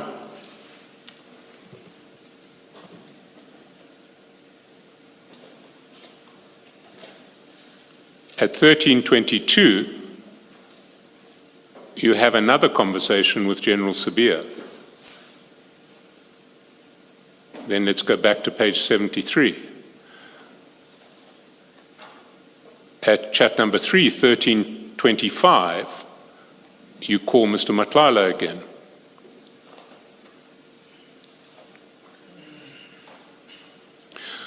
So it seems to me that what's happening is that General Sibiya is upset that his name has been mentioned by Kat Matlala because thus far he hasn't wanted it to be public, that he has a relationship with Kat Matlala. And he and you are speaking to Kat Matlala. He's speaking to Kat Matlala through you about how Kat Matlala is going to clean up the mess that he's created by suggesting that he has a relationship with General Sibiya, and by saying that in sworn papers in the High Court. How this proceeds, you've now had the to and fro of calls. 13:12, you call General Sibiya. 13:16, you call Kat Matlala. 13:22, you call General Sibiya. 13:25, you call Kat Matlala. 13:26, you call General Sibiya. That you'll see at page 272. 13:26, chat number 1. And after all of this toing and froing, Mr. Matlala gives you something in writing, which is going to be his first step at fudging the relationship with General Sibiya. He says, I wanted to do medicals in Pretoria. Brigadier Bokaba told me to get permission from the National Commissioner, and at the time, General Sibiya was the acting National Commissioner. That's 1336. You call him back immediately at 1336, and then again at 1339. That's chats 4 and 6. Sorry, chats 5 and 6.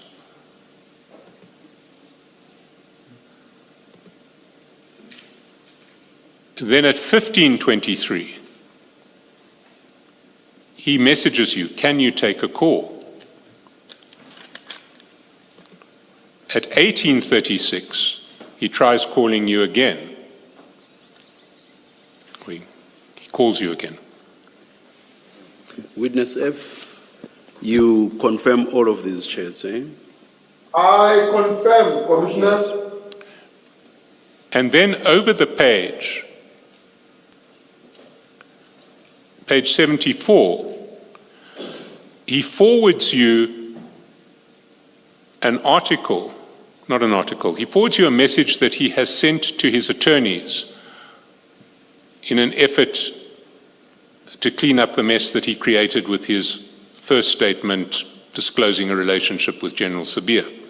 He says to his attorneys, there's a news article regarding a certain general in SAPS whom they're trying to associate with me. In our court application, I said I was told to ask him to grant us permission to utilize the hospital inside the Pretoria West SAPS College from a certain brigadier. The reason they referred me to him is because at the time he was acting National Commissioner. Is there a way we can rectify this statement? Because now it looks like I'm very close with him, and he's even doing favors for me. And somehow that will compromise his reputation, and now they're publishing the story tomorrow on News 24. That's Mr. Matlala's message to his attorneys. Now he says, now it looks like I'm very close with him, but of course he was very close with General Sibiya. He went to private celebrations at General Sibiya's house, isn't that so?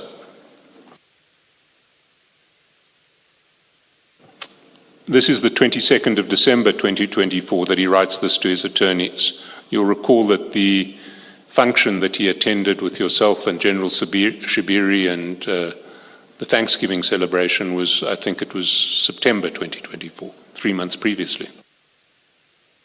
So he was close to General Sibiya at this stage, was he not?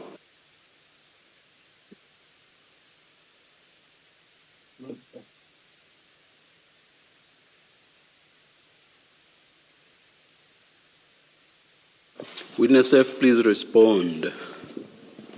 Oh, I thought you was the commissioner. I thought the commissioner was still leaving evidence. No, what? Yes, I confirm. I confirm all the talk. You say you confirm all this. I didn't quite get you. The question was, do you accept that as at the time of this chat number 1 at page 74, Mr. Madlanga was quite close to General Sibiya, and Mr. Chaskalson wanted you to confirm that? Confirm. And the following chat is a chat that he sends to you to explain the previous stat. He says, please forward this to him. I asked my lawyers to rectify that mistake. So he's explaining that this previous message was a message to his lawyers. He's asking them to rectify the mistake that creates the impression that he and General Sibiya is close, which he doesn't want the world to know, even though it's true. And then the next chat that he sends to you the following minute is actually a screenshot of his message to his attorneys. And that is in the annexure bundle at page 23.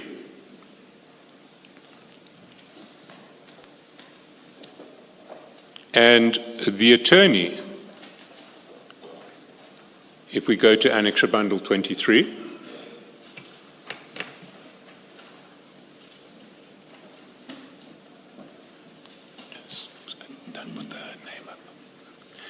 the attorney asks Mr. Madlanga, how do you want to rectify the statement? And he responds to say that the brigadier who's in charge of recruitment from SAP suggested that I ask permission from the National Commissioner to utilize the hospital which is inside SAP's training college to conduct medicals for new recruits. And by that time, General Sibiya was acting as National Commissioner. So that's how I knew of him that day, because his name was mentioned to me once, not that he gave me permission to use the hospital. The attorney responds, okay, I follow, I understand.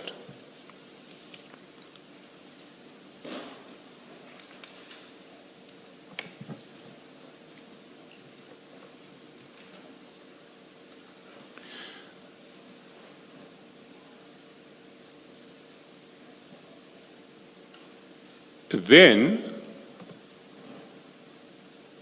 Kat says, Mr. Madlanga says in chat 4, immediately after sending the screenshot of his conversation with his attorney, please show him. In other words, please show General Sibiya. And if we go to 272, we see that that's what you do. So at 20:43 that night, you forward all of your correspondence with Mr. Madlanga to General Sibiya, starting with chat number 2. There's a news article regarding a certain general in SAPS whom they're trying to associate with me in our court application. We've seen that chat before. Please forward this to him. I asked my lawyers to rectify that mistake. Then there's the screenshot that gets forwarded, that you forward to General Sibiya, and you also forward Mr. Madlanga's message, please show him. So what I want to put to you coming out of all of this is that Mr. Madlanga said something which was essentially truthful in his affidavit in the Pretoria High Court. namely that he had a relationship with General Sibiya. General Sibiya did not want it publicly known that Mr. Matlala had a relationship with him. So he spoke to you to get Mr. Matlala to obfuscate that fact. He did that despite the fact that Mr. Matlala had such a close relationship with him that he was invited to private Thanksgiving functions at General Sibiya's house. And under pressure from General Sibiya, communicated through you, Mr. Matlala then fudged what he had said in his affidavit so as to obfuscate the relationship that he had with General Sibiya. What's your comment on that?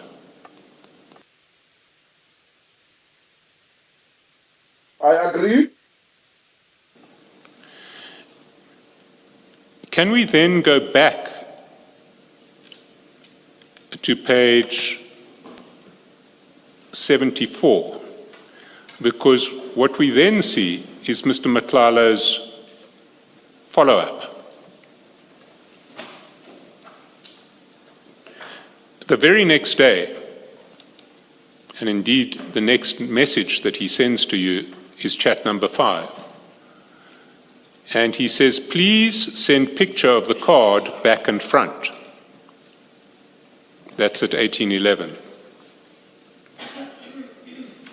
At 1839, there is a call from Mr. Matlala to you, and over the page, chat number 1 on page 75, there's a call back from you. At 1847, there is the photograph of you, there are 2 photographs of you holding the Luxo African Brands credit card or debit card, and they appear at Annexure Bundle 24 and 25, Annexure Bundle 24 and 25.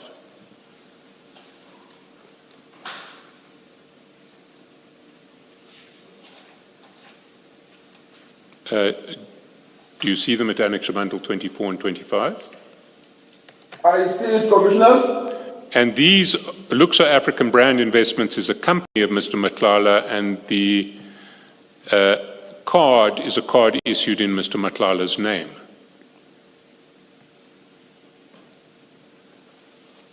That's correct, Commissioners. And he wants a picture of you holding the card front and back, the front and back of the card.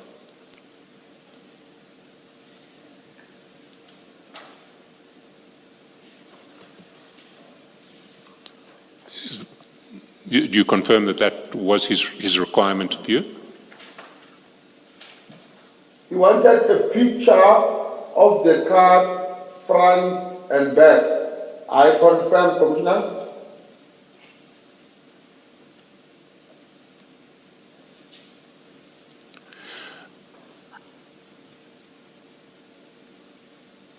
Can we see how you dealt with this in your witness statement? And for that, we need to go to the statement bundle, page 1.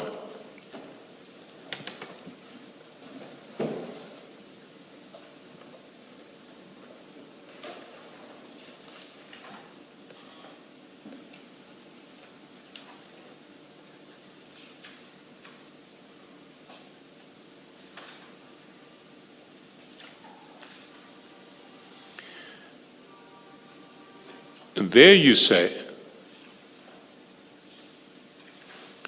paragraph 5,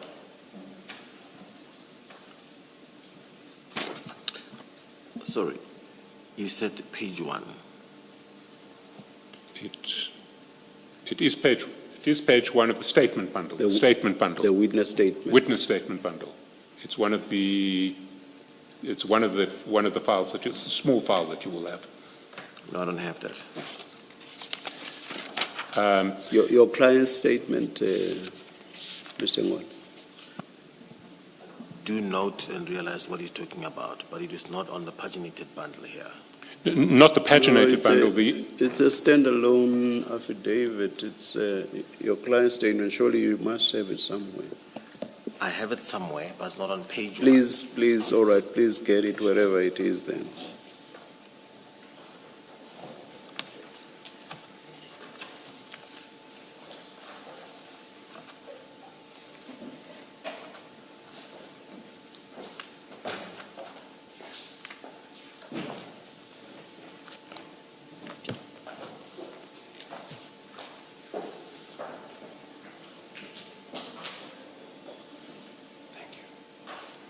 Thank you, Commissioner. I have it.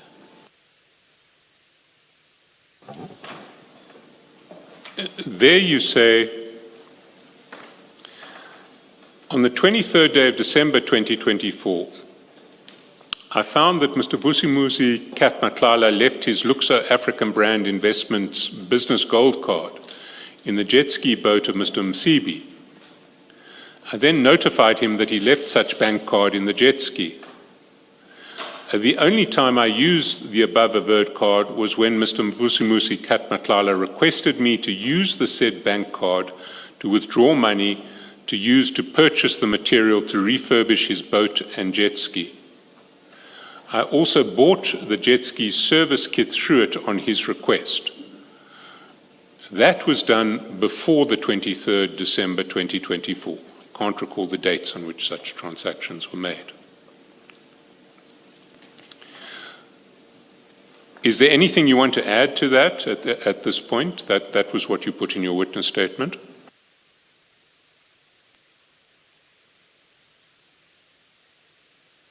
I don't exactly follow you, Commissioner. Well, let me ask a couple of questions then. What refurbishment did Mr. Matlala need for his boat and his jet ski? What was the refurbishment that was necessary? A jet ski cover, the seats, and some rubbers underneath the hull. Of the jet ski?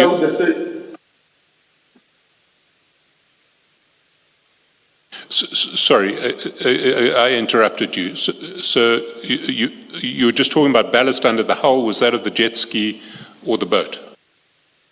That's correct. And in addition to that... Sorry, witness, it was a question of the jet ski or of the boat? Both the jet ski and the boat. Both? Yes. And you were going on to say something else in relation to the jet ski? The jet ski did not belong to him. The jet ski belonged to Mr. MCB. However, it was in his possession for quite some time, and he stored it not covered, not on a shelter.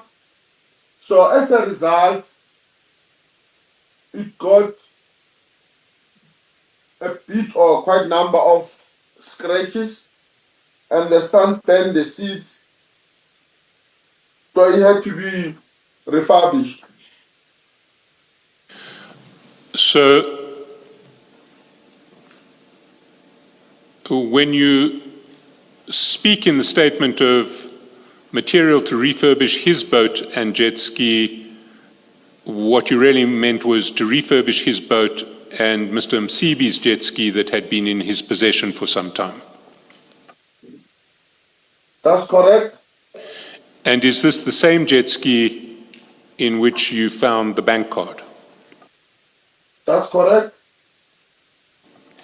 And then you talk about the jet ski service kit that you used the card to purchase as well.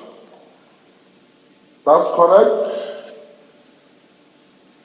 And can I clarify, did you, when you say you purchased the jet ski service kit with the card, did you withdraw cash on the card and then use cash to buy the service kit, or did you actually pay over the counter on the card for the service kit?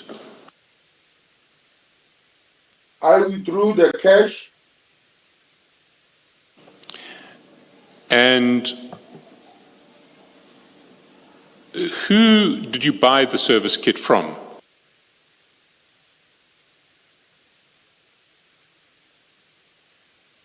In Marine and Hub, RTBS, the boat shop. And are they based in Hartbeespoort? That's correct, Commissioners.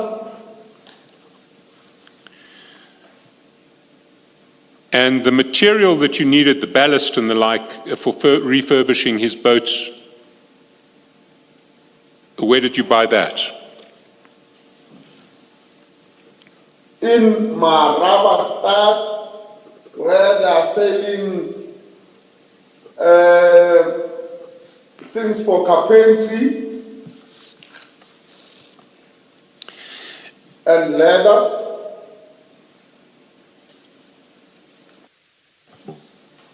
And did you do the refurbishment at the same time, or were there two separate refurbishment jobs that you had to do? Separated in time?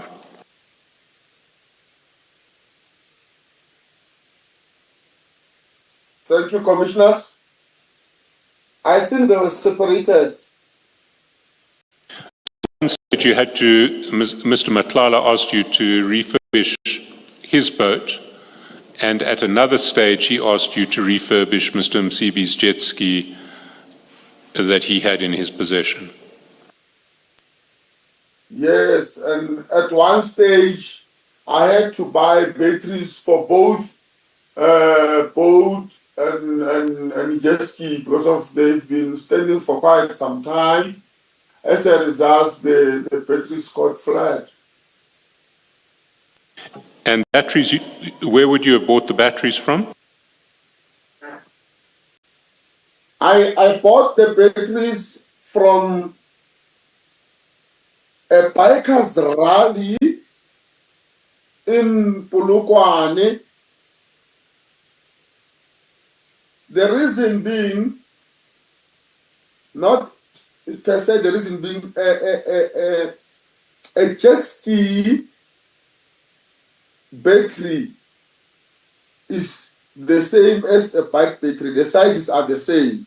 So I bought that when I was at the rally. And would that have been paid for in cash? Or would you have That's used... correct. And would you have used the bank card to draw the cash in Polokwane? That's correct.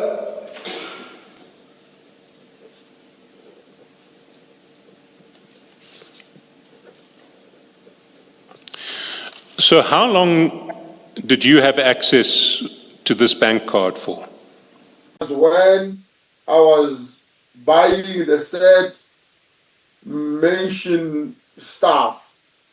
And I further confirmed that the card was only meant for those things mentioned. Sorry, the card was only meant for those expenses. Yes. So, Mr.